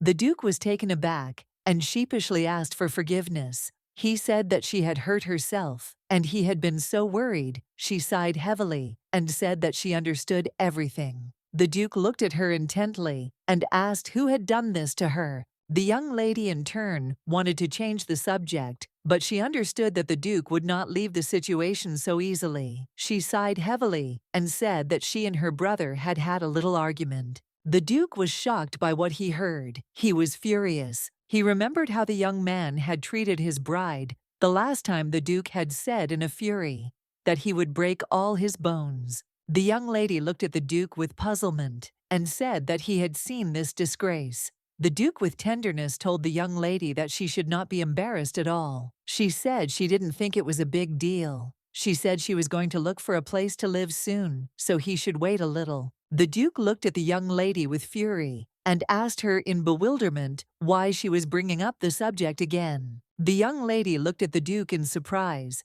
as she did not understand his reaction. She wanted to say something, but the Duke interrupted her. The Duke said they could forget the moment, but he still wanted to know what exactly happened. The Duke said that he thought it best to leave some of the conversation for later, and simply put, he found her presence a great help.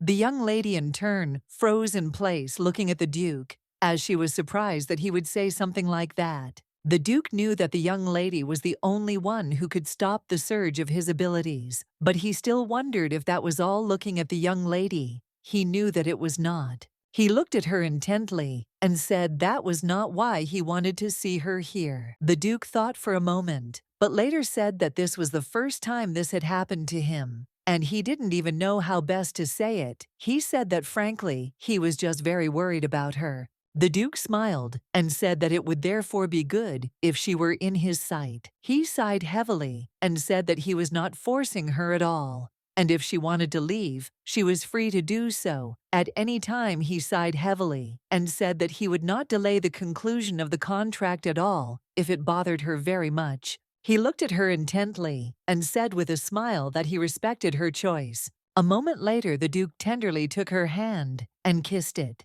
The young lady froze in place with embarrassment. The Duke smiled, looking at his young companion, and said that he did not want her to leave at all, and he decided to tell her what was really on his mind. Leah glared at the Duke and asked him what he was even thinking about bringing the young lady here. The Duke looked at her in surprise and asked if she had really come into someone else's office in the morning to make a scandal. She asked him if he was really going to use the young lady. The Duke sighed heavily and said that he had not even thought about it. The Duke, in turn, understood that he had lied a little. He knew that every time the lady's abilities manifested, the uncontrollable flame inside him died down. He knew that perhaps it would be easier if he didn't know about it. He knew it was like dangling a piece of food in front of a starving man. The Duke, in turn, decided that he would not force anyone to fulfill his desires and needs. Leah looked at the Duke with fury and said that he could send the young lady away, as there was nothing good for her reputation here. He looked at her in surprise and asked if she knew what would happen in that case. The young lady looked at him in bewilderment and asked what he meant by that. She looked at him closely, after a long story, and asked if he was saying that she had been brainwashed. The Duke said that it was so, but unfortunately he did not know whose handiwork it was, and carelessness could cost them dearly. He knew that if it weren't for this, the young lady could live peacefully on her own. The young lady said that he needed to try to summon the powers in a safe environment. The Duke looked at her intently and said that he understood. She thought for a moment and said that she would also try to look for some information. She said that they also needed to help. Leah said that she had broken ties with Hille. The Duke looked at her in surprise and said that he did not believe it. He said that he would like to talk to her, frankly, since he did not like Hille's very much, and she, as far as he knew. The young lady, in turn, trained constantly in her free time. She remembered how the Duke, looking at her, said that he was not going to force her to go against her will, and she could do what she wanted, and even leave. She knew the Duke was not one to speak twice, and she could have left that day. The Duke looked at her intently and said that at the auction, he had made a promise to fight her once if the opportunity arose. The young lady thought for a moment and thought that she should have refused this opportunity. But even if it was possible to go back a couple of days, she would not be able to refuse. Psyche didn't know when she would get another chance to fight the strongest swordmaster in the entire duchy. She knew that the Duke was the best she had ever seen. He was very strong and perfect. The young lady was shocked, as it was the first time in her life that she had been defeated so easily. She looked at him intently and said that unfortunately she had lost. After her brother, she was second to none in battle. Facing a new wall was unpleasant, but very exciting. The young lady looked closely at the Duke and thanked him for the fight. She said it was a useful practice for her. The Duke looked at the young lady closely and said that it was a bit of a pity she looked at him in bewilderment, as she did not understand what he was talking about. He said that she had not been properly trained to fight. The young lady looked at him in surprise and asked if it was really that noticeable. When she was adopted, she mastered the basics, and fake ladies don't need more than that. She learned by spying on her brother, and when she got better at it, they started avoiding her. The Duke looked at her closely and said that someone weaker than him might not notice. The Duke asked the lady if she wanted to learn from him.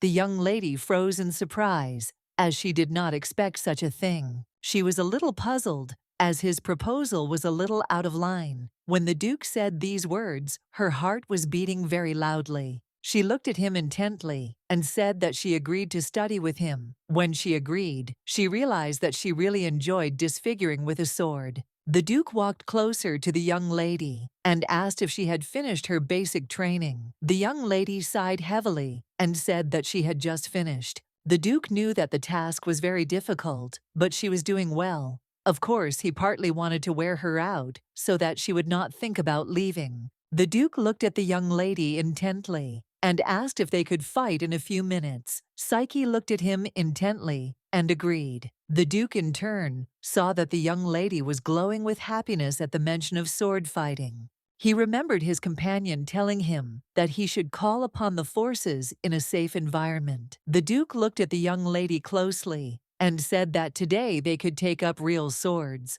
The Duke thought that she had psychological blocks to using abilities. The Duke, in turn, understood that if all the energy went into battle, then perhaps it would be more difficult for her to suppress the force. He looked closely at the young lady who was preparing for battle. She looked at him in surprise and did not understand what was happening to him. She noticed that he was somehow different today. The Duke looked at the young lady intently and said that he had given it to her with real swords. He would not give in to her. A moment later they began to fight. The Duke looked at her closely and asked if she could really do that. He said that if she held the sword too loosely in her hand, she could twist her wrists. She knew he was right, but she felt strange. She didn't understand what was happening, since this had never happened before. It seemed to her that the powers of her curse were released every time her and the Duke's swords clashed. After some time, the young lady saw that she was enveloped in light. She froze in place. The Duke looked at the young lady intently and said that this power, which was completely under her control, he said that she needed to concentrate even more. The lady, in turn, sighed heavily and attacked the Duke with fury. She screamed that she was failing. The Duke looked at her intently and said that she should not try to suppress her strength. She looked at him intently and asked if he really wanted to lose. The Duke knew that according to the doctor, the substance suppressing her strength should have already dissipated. He thought that soon it would all be a matter of her mood. He was furious since he did not want to go such a cruel way, although he knew that he had never communicated with anyone so gently. The maid looked at the young lady and said that the Duke had gone too far. She was furious and could not understand how one could treat a lady like that. The young lady, in turn, said that she was fine, and the Duke, on the contrary, was helping her, and the bruise would quickly go away. The maid angrily said that this was not possible, since the Duke had left her with more than just a bruise. She looked at the young lady closely and said that she had applied ointment to her and would also like to give her a massage. The maid said that if she left it like that, her body would hurt. She smiled and thanked the maid for her concern. The maid looked at the young lady closely and said that she needed a good rest, and also said that she had received a letter and some object. Psyche looked at the table in surprise, as she did not expect anything to come to her. The package contained a sample to test the properties and durability of the moonstone, and the letter contained information about a mercenary who could deal with Azum. She remembered that the Duke also said that monsters could be stopped with freezing magic.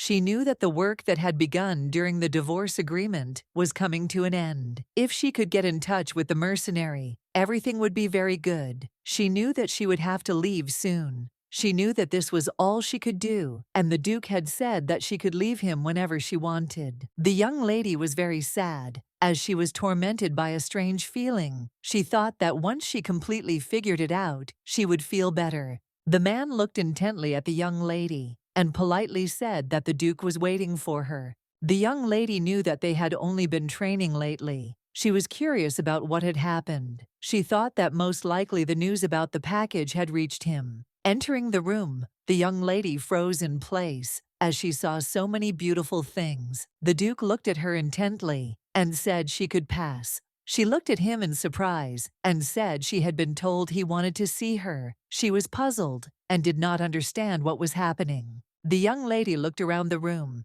and asked what had happened. The Duke looked at the young lady with a smile and asked if she was interested in anything. He said that if she was interested in anything, she could just choose. The young lady looked at the Duke with indifference and said that she didn't particularly like anything. The Duke was shocked, as he did not expect to hear such a thing. He said that it was all his, and if she needed anything, he could provide it to her. The young lady said that she understood him, but for now there was no need for it. The young man was in shock. He did not understand how one could behave like that without any sense. The young lady looked closely at all the objects that were in the room and realized that they did not look like family heirlooms passed down from generation to generation. She thought that the Duke was carried away by women's clothes and modern fashion. She was the kind of person who, in a past life, entered into social circles and senses the fashion of the near future. The young lady looked at the Duke in surprise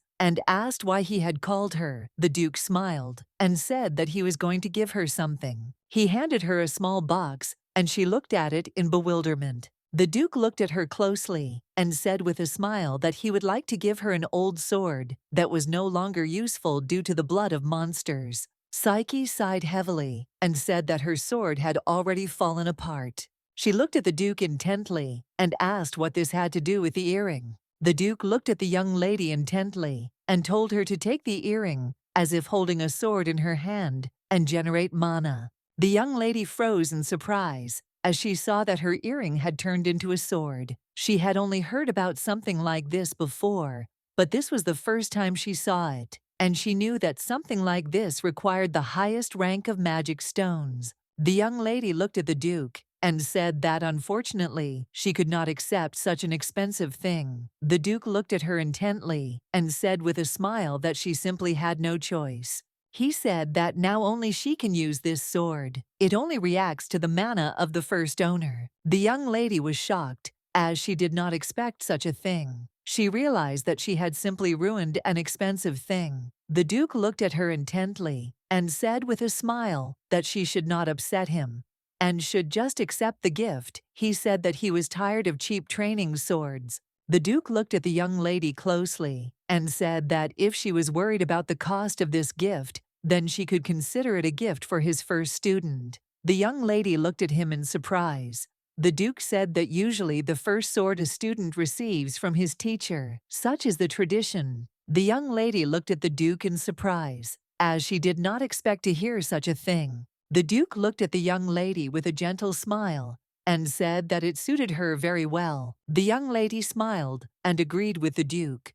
She said that the earring was simply lovely. The young lady looked at the Duke in surprise and called him. The Duke was shocked and did not know what he was even saying. He was so embarrassed that he could not raise his eyes to the young lady. The maid looked at the young lady with a smile and said that she had a beautiful earring, and she also said that she had not seen it before. A moment later, she asked with a smile if this was a gift from their Duke. She looked at the young lady in surprise and asked if he had only given one. The young lady said that it was not really an earring. The maid asked if the Duke had given her anything else. The young lady said in surprise that he had not given her anything else, since they were not in that kind of relationship. The maid asked in bewilderment what kind of relationship they were in. Since they were engaged, she said that the young lady had little jewelry and clothes. Psyche herself knew this very well, since she had left the house in a hurry and had not taken anything with her, and she had not planned to stay at the estate for long. She knew that due to the intense frequent training, her clothes wore out and tore very quickly. The young lady looked at the maid and asked if she would like to go shopping with her tomorrow. The maid smiled and said that she would be very happy to go with her.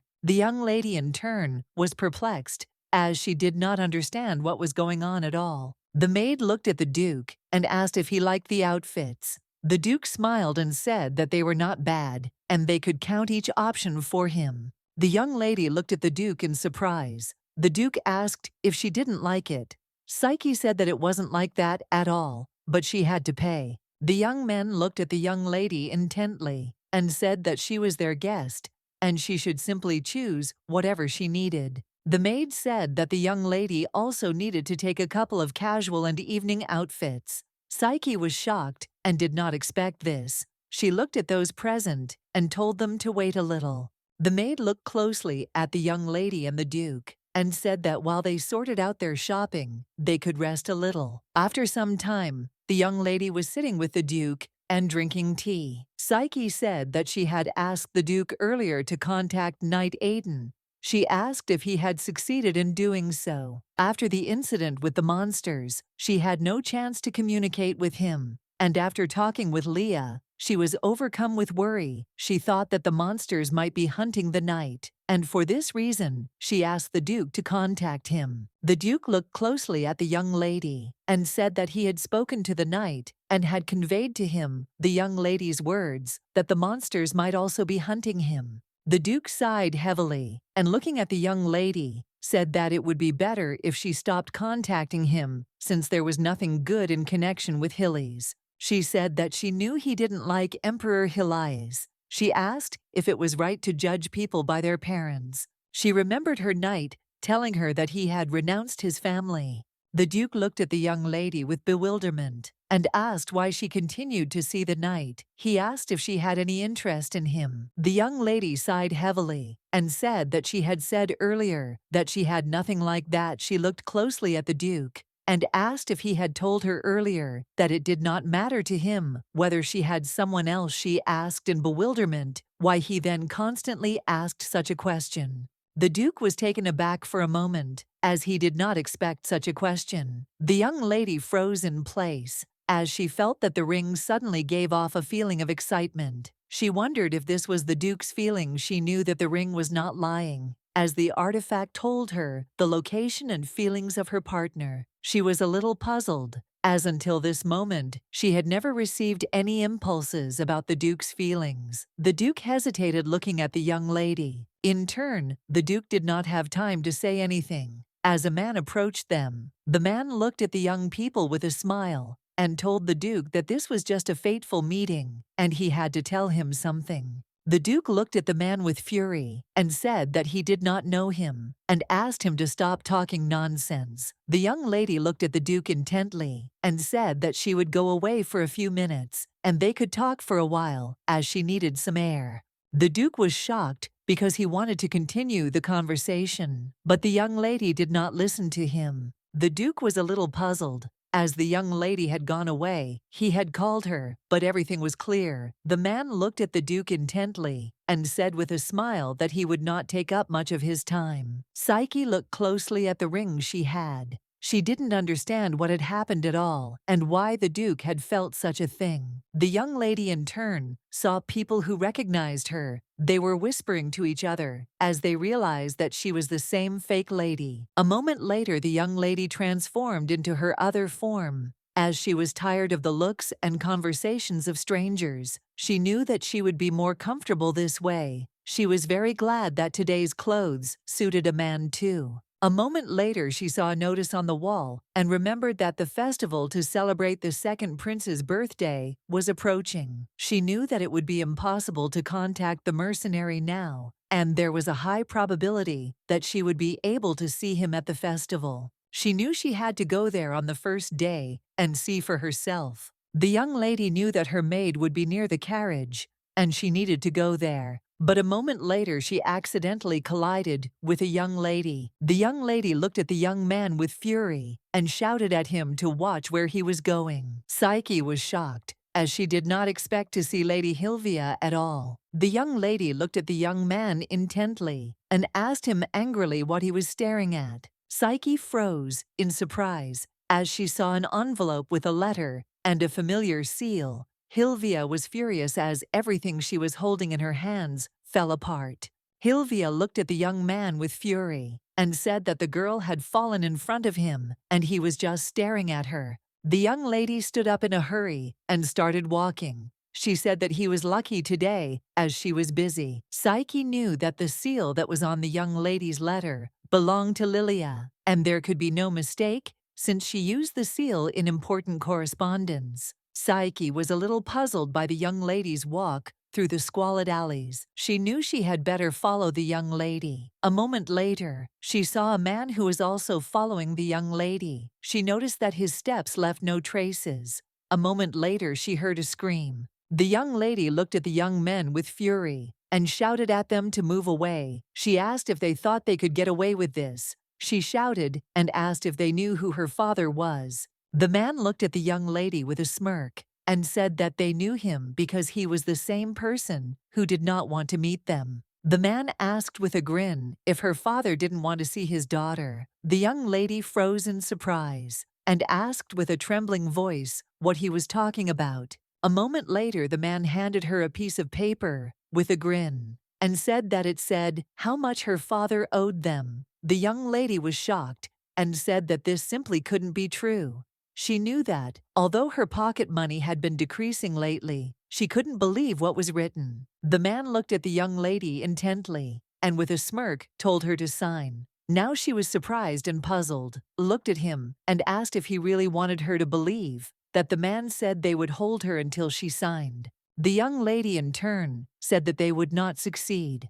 A moment later, the young people heard someone's steps. Psyche, standing around the corner, thought that this was some kind of mistake. She knew that after their conversation, she had to cross paths with the young lady, but if she continued to hide, things would only get more complicated. The man looked at the young man with anger and asked who he was and why he was following them at such an hour. Psyche looked at the man intently and said that she also had some questions, so she was waiting her turn. The young lady looked at the young man with confusion and asked if he had any questions for her. A moment later, she said that they had recently bumped into each other. The man looked at the boy with fury and asked if he knew what they were going to do to her. The man said that his story seemed crazy since he just stood and waited. Psyche looked closely at the young men and said that only two things were decided this way in a black moon, and judging by what was happening, finances were involved. She looked at them intently and said that as far as she understood, they had already finished with the young lady by the time she arrived. The Black Moon is a society of assassins posing as a guild involved in illegal loans. The young lady, in turn, knew that walking without leaving a trace was their special skill, and she also heard about the recent rumors about the financial situation of the young lady's family. She knew that only the Black Moon could deal with them. To be honest, she didn't really want to know about it, but lately she had been learning a lot of useless information. She sighed heavily and said that it seemed she had already answered their question, looked closely at the man, and asked, since he had already finished his business, if she could finally talk to the young lady. The man looked at his colleague and asked if the signature was confirmed. His colleague said they were done. The man looked sideways at the young man and said they were leaving. A moment later, the young lady ran up to the young man. In a hurry, she asked him if he thought it was too much. She said that poor ladies had to suffer because of such scoundrels. She asked which line he was in. She asked angrily if, since he came to the auction from a noble family, he was allowed to speak like that to a lady. Psyche said that they apparently had different views on what was happening. She said that in her opinion, the people who were in danger now were the ones who had almost taken over her family's money. She said that it didn't matter to her, but she wanted to know where she got Silkesia's letter from. The young lady looked at the young man in surprise and asked how he knew. Psyche looked at the lady intently and said that it seemed that Lady Lily had paid her well, since a girl from such a noble family was now at her beck and call. The young lady looked at the young man with fury and asked who he was to say such a thing. Psyche said that this secret road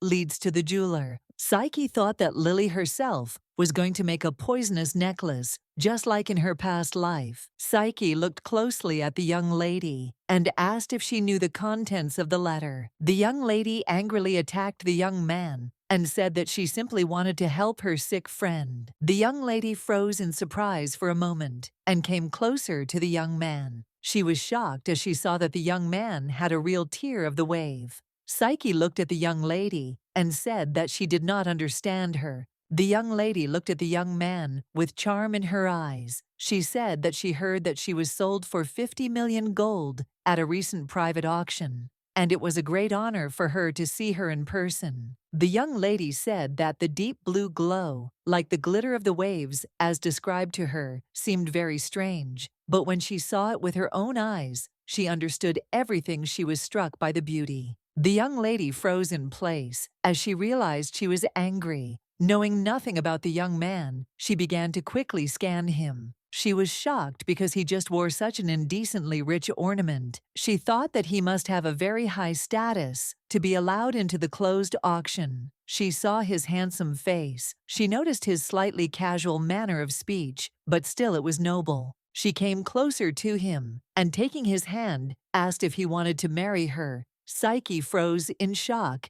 as she did not expect to hear such a thing. Psyche looked at the young lady and asked her to let go. The young lady smiled and said that she would be good. A moment later, the Duke smiled as he looked at the young people, for Psyche had told him that she would go out for some air. He said that he ended up cheating on him in such a place. He looked at them with a grin as the spectacle was interesting. The young lady looked at the Duke in surprise, as she did not expect to see him in such a place. The Duke looked at the young lady with a smile and said that she had better stop there. He smiled and said that the man she had just proposed to was already engaged. The young lady looked at the Duke in surprise and asked what he was talking about. The young lady was taken aback and decided to leave them in a hurry. She shouted that the young man should have told her about this in advance. She asked him to pretend that it had not happened and wished him happiness in love. The young lady looked at the Duke in surprise and said that she had to return something to him.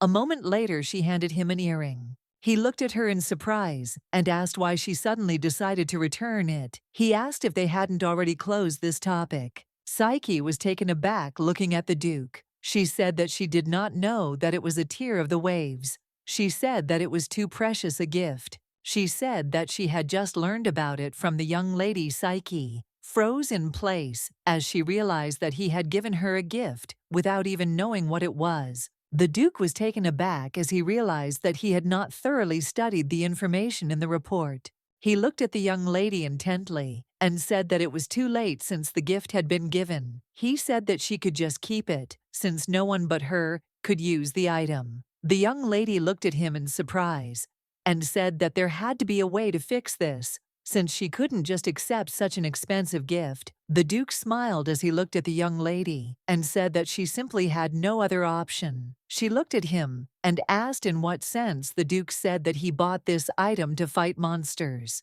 The Duke smiled as he looked at the young lady and said that in her hands it really served its purpose. The young lady froze in shock as he had just touched her tenderly. She was confused as she did not know what she had felt. The Duke looked closely at the young lady and said with a beaming smile that the jewelry really suited her. Sometime later, the young lady came to the festival. She sighed heavily as it was very difficult for her to find the person she wanted. She thought for a moment that she should have waited for the Duke after all. She decided to throw the thoughts away since she knew nothing except the name, and it would be better for her to find out everything herself. The young lady looked at the raven that was following her and said with a smile that she would step aside and he should carefully follow her. She thought that the search would be more difficult than she had expected. She had very little information, and she saw a lot of people around her. She thought that she should go somewhere she had not been before. Moments later, she heard a familiar voice. The lady looked at the young man with a smirk and said that she relied on him very much and he should know about it. Psyche was surprised. She didn't understand what her brother was doing next to Siona. She wondered if they knew each other, but still she knew that she had to leave quickly before they noticed her.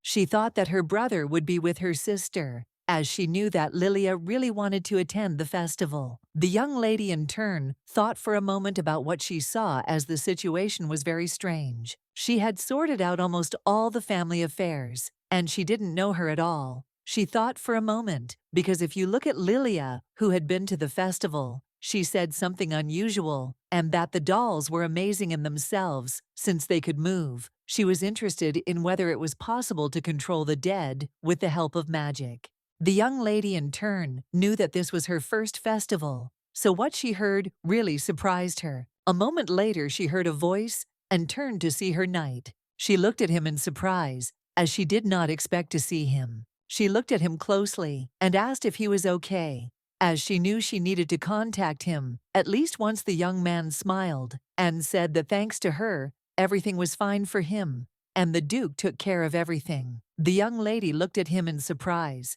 as she did not expect to hear something like that. The young man smiled and said that everything was exactly like that, only the Duke told him not to cross paths with the young lady anymore. But today they met by chance. He said that the Duke was, of course, testing him, but he also thought that there was something else here. The young lady looked at the young knight in bewilderment. She did not understand what he was talking about. He looked at her closely and asked if she had come to enjoy the festival. She thought for a moment and said that she had not. She wondered if she could tell him everything she thought, that she could just say that she was looking for a person. Psyche looked at the knight closely and said that she was looking for someone, namely a mercenary named Delison. She said that she only knew that he was from the West. She knew that unfortunately, she was not sure that she would be able to find him in the crowd of people herself. The young man looked at the young lady in surprise and thoughtfully said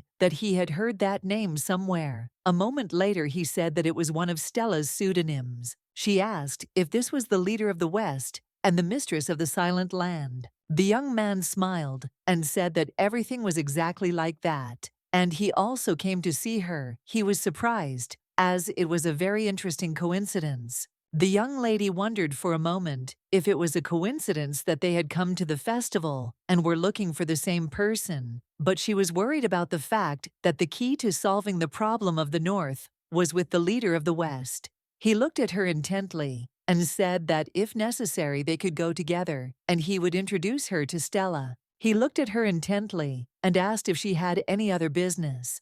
The young lady was a little taken aback and, thanking him for his concern, said that this would be enough. He looked at her intently and asked if she could listen to the end of what he was about to tell her, and perhaps it would confuse her. He looked closely at the young lady and said that he thought she was a victim of the Riaz incident. The young lady thought for a moment, for she had heard something similar somewhere, and it was from the Duke. A moment later, the young people looked around as they heard a loud explosion. People screamed in fear and ran in different directions. They saw what was coming towards them. The young lady looked into the distance in surprise at everything that was happening. She did not understand what it was. The young people froze in place as they saw a large doll that was behaving very ominously. The young lady told the knight that she was evacuating people from the tent and he was to take them to safety. The knight rushed after the young lady and asked if they could do the opposite. Psyche said that if someone had difficulty moving, he would be more useful than her.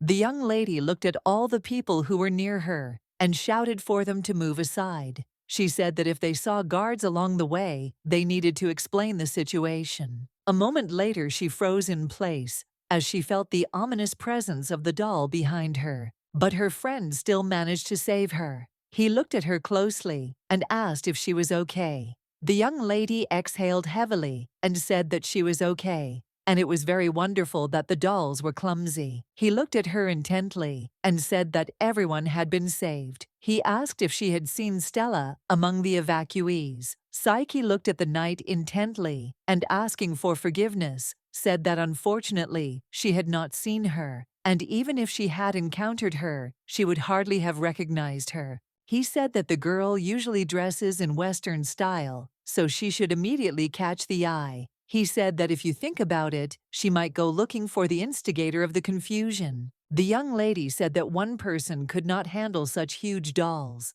and if they were left in the center of the capital, the damage would increase. He looked at her closely and said that nothing suspicious was noticed during the evacuation, and probably Stella went to look for the culprits. The young lady said that if Stella was here, then they could work together, and if not, then they would figure it out themselves. He looked at her intently and said that he would go too. A moment later, the young lady saw her friend. Crow showed the young lady that she couldn't go alone, as it was very dangerous. She looked closely at her friend and said that she wouldn't fight them. She would just quietly scout out the situation. She looked at her friend intently and said that Stella might be here, and the Duke needed her help. The young lady looked at her friend intently and said that if he pulled out all her hair, the Duke would be displeased. The raven let go of the young lady with lightning speed. Some time later, they entered the hall and noticed that it was very quiet there. The young lady was surprised that there were no dolls in the room.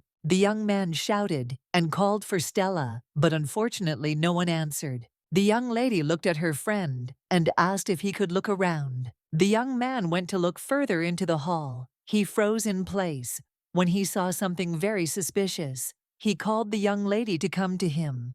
Approaching the knight, the young lady froze in place. They were surprised because they saw a large magic circle. The young man said that, unfortunately, it might not be noticeable from the outside. She looked at the circle in surprise and saw that it was slightly painted over. She asked if it had already been deactivated. The young man said that it seemed to be the circle that was the cause.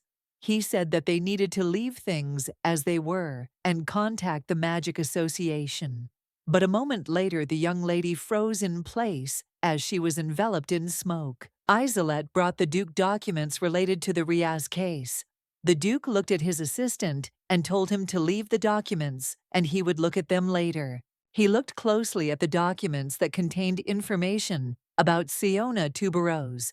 He learned that she was capable of plant magic, mind magic, and hallucinations. Leah looked at the Duke closely and said that the wavelengths were similar to the forbidden magic left at the scene of the monsters, and what she had stumbled upon the next day of her investigation. Isolette looked at the Duke with a puzzled look and asked why he suddenly took up the reinvestigation of that incident. The Duke asked in surprise if there was really some problem. He said that, although it was not so clear-cut, the victim was the imperial family. Isolette looked at the Duke with bewilderment and said that even if he discovered something new, nothing would change, since there were no direct descendants of Silkesia left. The Duke sighed heavily and said that not everything was so clear. The Duke said, looking at the young man, that the mouth of one of the 4 families that had existed for hundreds of years had mystically broken off, and the other was in great danger. The Duke looked at the young man closely and said that he was not entirely sure, but that he had no choice but to conduct this investigation, given that these were not just other people's problems.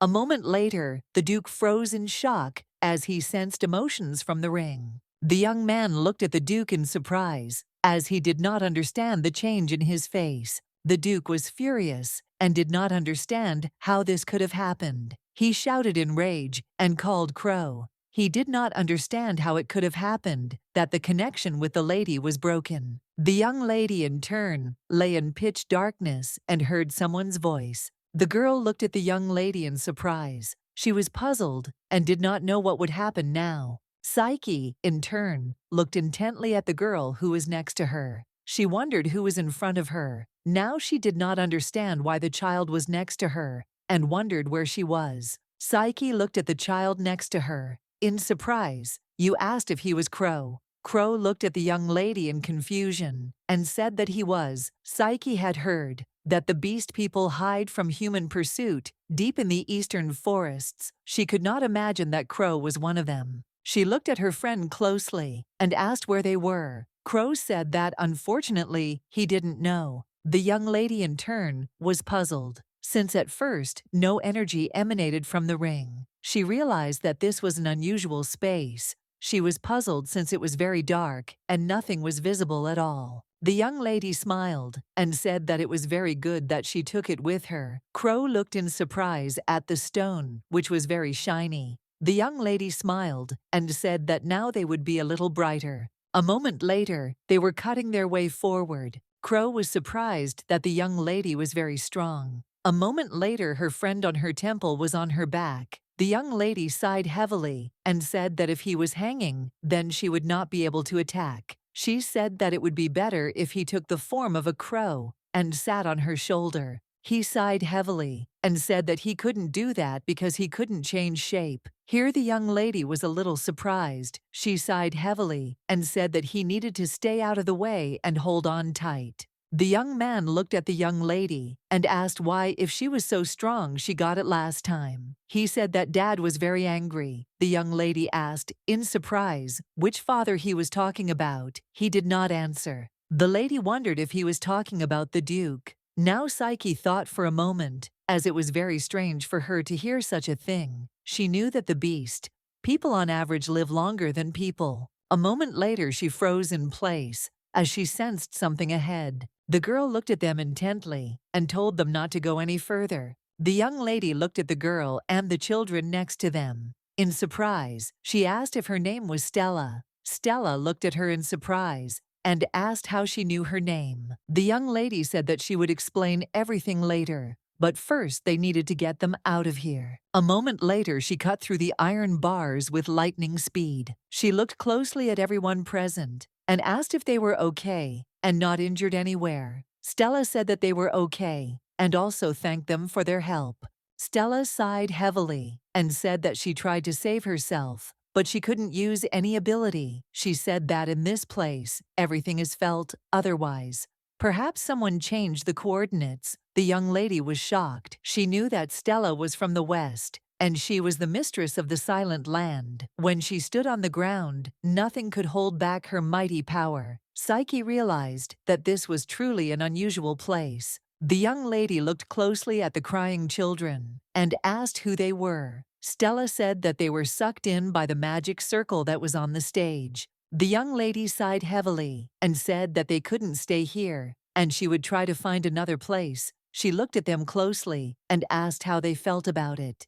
Stella said that her powers were not effective here and asked if they could come with her. She said that she could not leave the children here. The young lady in turn agreed and told them to follow her. Crow looked at the young lady and asked if she could give the shiny thing to him so that he could show her the way. The young lady apologized to him and said that others would not see anything. Psyche said that even though the light was dim, the children were not so scared with it. She looked at him and said that when they got out of such a place, she would give him an even brighter one. The young man looked at her closely and said with a smile that it turned out that she was a very good person. He looked at her and asked with a smile if she wanted him to give her something nice. A moment later, he kissed her. Psyche froze in surprise on the spot. A moment later, they were transported to another place. The young lady was surprised. Crow asked with a smile if she liked it. Psyche noticed that the surroundings were glowing. He smiled looking at the young lady and said that it was his blessing. He asked if she liked it. The young lady knew that the blessing of the beast man was a very interesting thing. The beastmen shared their ability due to the deterioration of the relationship between werewolves and humans. Now few people are awarded the blessing. The young lady looked at her friend with confusion and asked why he gave it to her. Crow said that there was no one else. The young lady looked at him in surprise and asked why he didn't give it to the Duke. Crow said that the Duke had forgotten about it first. The young lady in turn remembered that the Duke had another beast man. She looked closely at her friend and with an embarrassed smile thanked him. She knew that no one had received such grace. For a long time it made her very happy and excited. He looked at the young lady in surprise and asked if something had happened there. He said that they had been standing there for a long time. He sighed heavily, looking at the young lady, and said that the road had ended. Psyche was surprised, as she did not expect such a thing. The young lady looked at everyone present and said that they were stuck here, and it was impossible to go further. Stella looked at the young lady in surprise and asked how this could happen. Crow looked at the children in surprise and asked why they were crying. He was confused and didn't understand why it made them so upset. He looked at them intently and said that he had told them that the road had ended, not that they would not be going home. The young lady looked at her friend in surprise and asked if there was any way to go further. He looked at her in surprise and asked if she didn't know the right one. He said that his dad told him that if there was no answer, he could try to destroy everything. The young lady looked at him in surprise. A moment later, Crow ran off somewhere, and a few minutes later, a loud crack was heard. The young lady looked at her friend in surprise and shouted for him to come down as the walls were collapsing. Stella looked at the young lady and asked if that youngest was the Duke's. Looking at the lady, she asked if that youngest was the Duke's bride. The young lady looked at her intently and said that it was exactly like that. Stella came closer to her and sighed heavily and said that she must have suffered a lot with that child. Psyche froze in place as she did not understand what was being discussed. Crow looked at the young lady and called her. He said with a smile that it would have been possible to destroy everything and it would have been faster. The young lady looked in bewilderment at her friend, who was holding some man. Psyche did not understand where he came from. He asked what he should do and whether he should throw the man out. The young lady looked at her friend intently and said that he couldn't do that, since they needed to find out how to get out of this place. She said that she would go up to him right away. The man looked intently at the young lady and asked her for mercy. She looked at him with fury and asked where the exit was. The man looked at her puzzled and said that he didn't know, and only he knew how to reverse the powers of the circle. The young lady looked at the man in surprise and asked who he was. The man looked at the young lady in surprise and asked who she was and what she was doing in a place like this. He said that the magic circle was only supposed to absorb small children. Psyche froze in place, as she now understood why it was created, but still wondered why they needed it. A moment later, she heard another man's voice. Turning around, she was very surprised because she saw a man in front of her. She realized that he was very dangerous. The man looked at the young lady closely and said with a smirk that she was a swordsman. The young lady froze in surprise and wondered if he knew her. A moment later, the man struck her with lightning speed. He was furious and kept shouting at her. He looked at the young lady in surprise and asked with fury how she managed to repel the attack. The young lady froze in place as she did not understand what was happening to her. His attack style was familiar, and this made her very wary. The young lady looked sideways at her friend and told him to evacuate everyone. He screamed that he could not do this, as he had to protect her. She shouted furiously that this was protection, otherwise she would not be able to fight. The Duke looked at his friend with fury and asked if he hadn't found her yet. Leah looked at the Duke and said that it was ordinary magic, very basic. She said that someone deliberately removed the protective spell from the dome. The Duke said that it was the imperial family. The Duke of Fury asked who else could have set their sights on such an important event in the very center of the capital. The young lady looked at his friend intently and told him to watch his language. Aiden bowed before the Duke and asked for forgiveness for the fact that despite being there, he was unable to help the young lady. The Duke looked at the knight with fury, but did not answer. The Duke looked at Croa and asked if he had a connection with Croa. He looked at the raven with a gray face and said that he needed to find the lady. No matter what it took, the Duke was puzzled and wondered what this feeling was. He knew he couldn't lose her. The man screamed and attacked with fury. He didn't understand how she could repel his attacks. The young lady glared at him as he was acting too hostile. She knew his fighting style was similar to her family's skill, but it was more destructive, and it was very dangerous. She saw that he wanted to deal her a crushing blow. Psyche, in turn, understood that it was very dangerous, and she could not cope. She knew that she needed to dodge as quickly as possible. After he struck, she noticed that he had broken through the magical defense. She saw that the magic circle was hidden behind the wall. A moment later, the man froze in place. From pain, he was in shock and did not understand what had happened. The young lady noticed that the circle had collapsed, but still wondered how she could get out now. She knew that while her opponent was still recovering from the shock, she had a chance. Psyche understood that she had to do everything in her power. She knew she had to deal with him before he got up.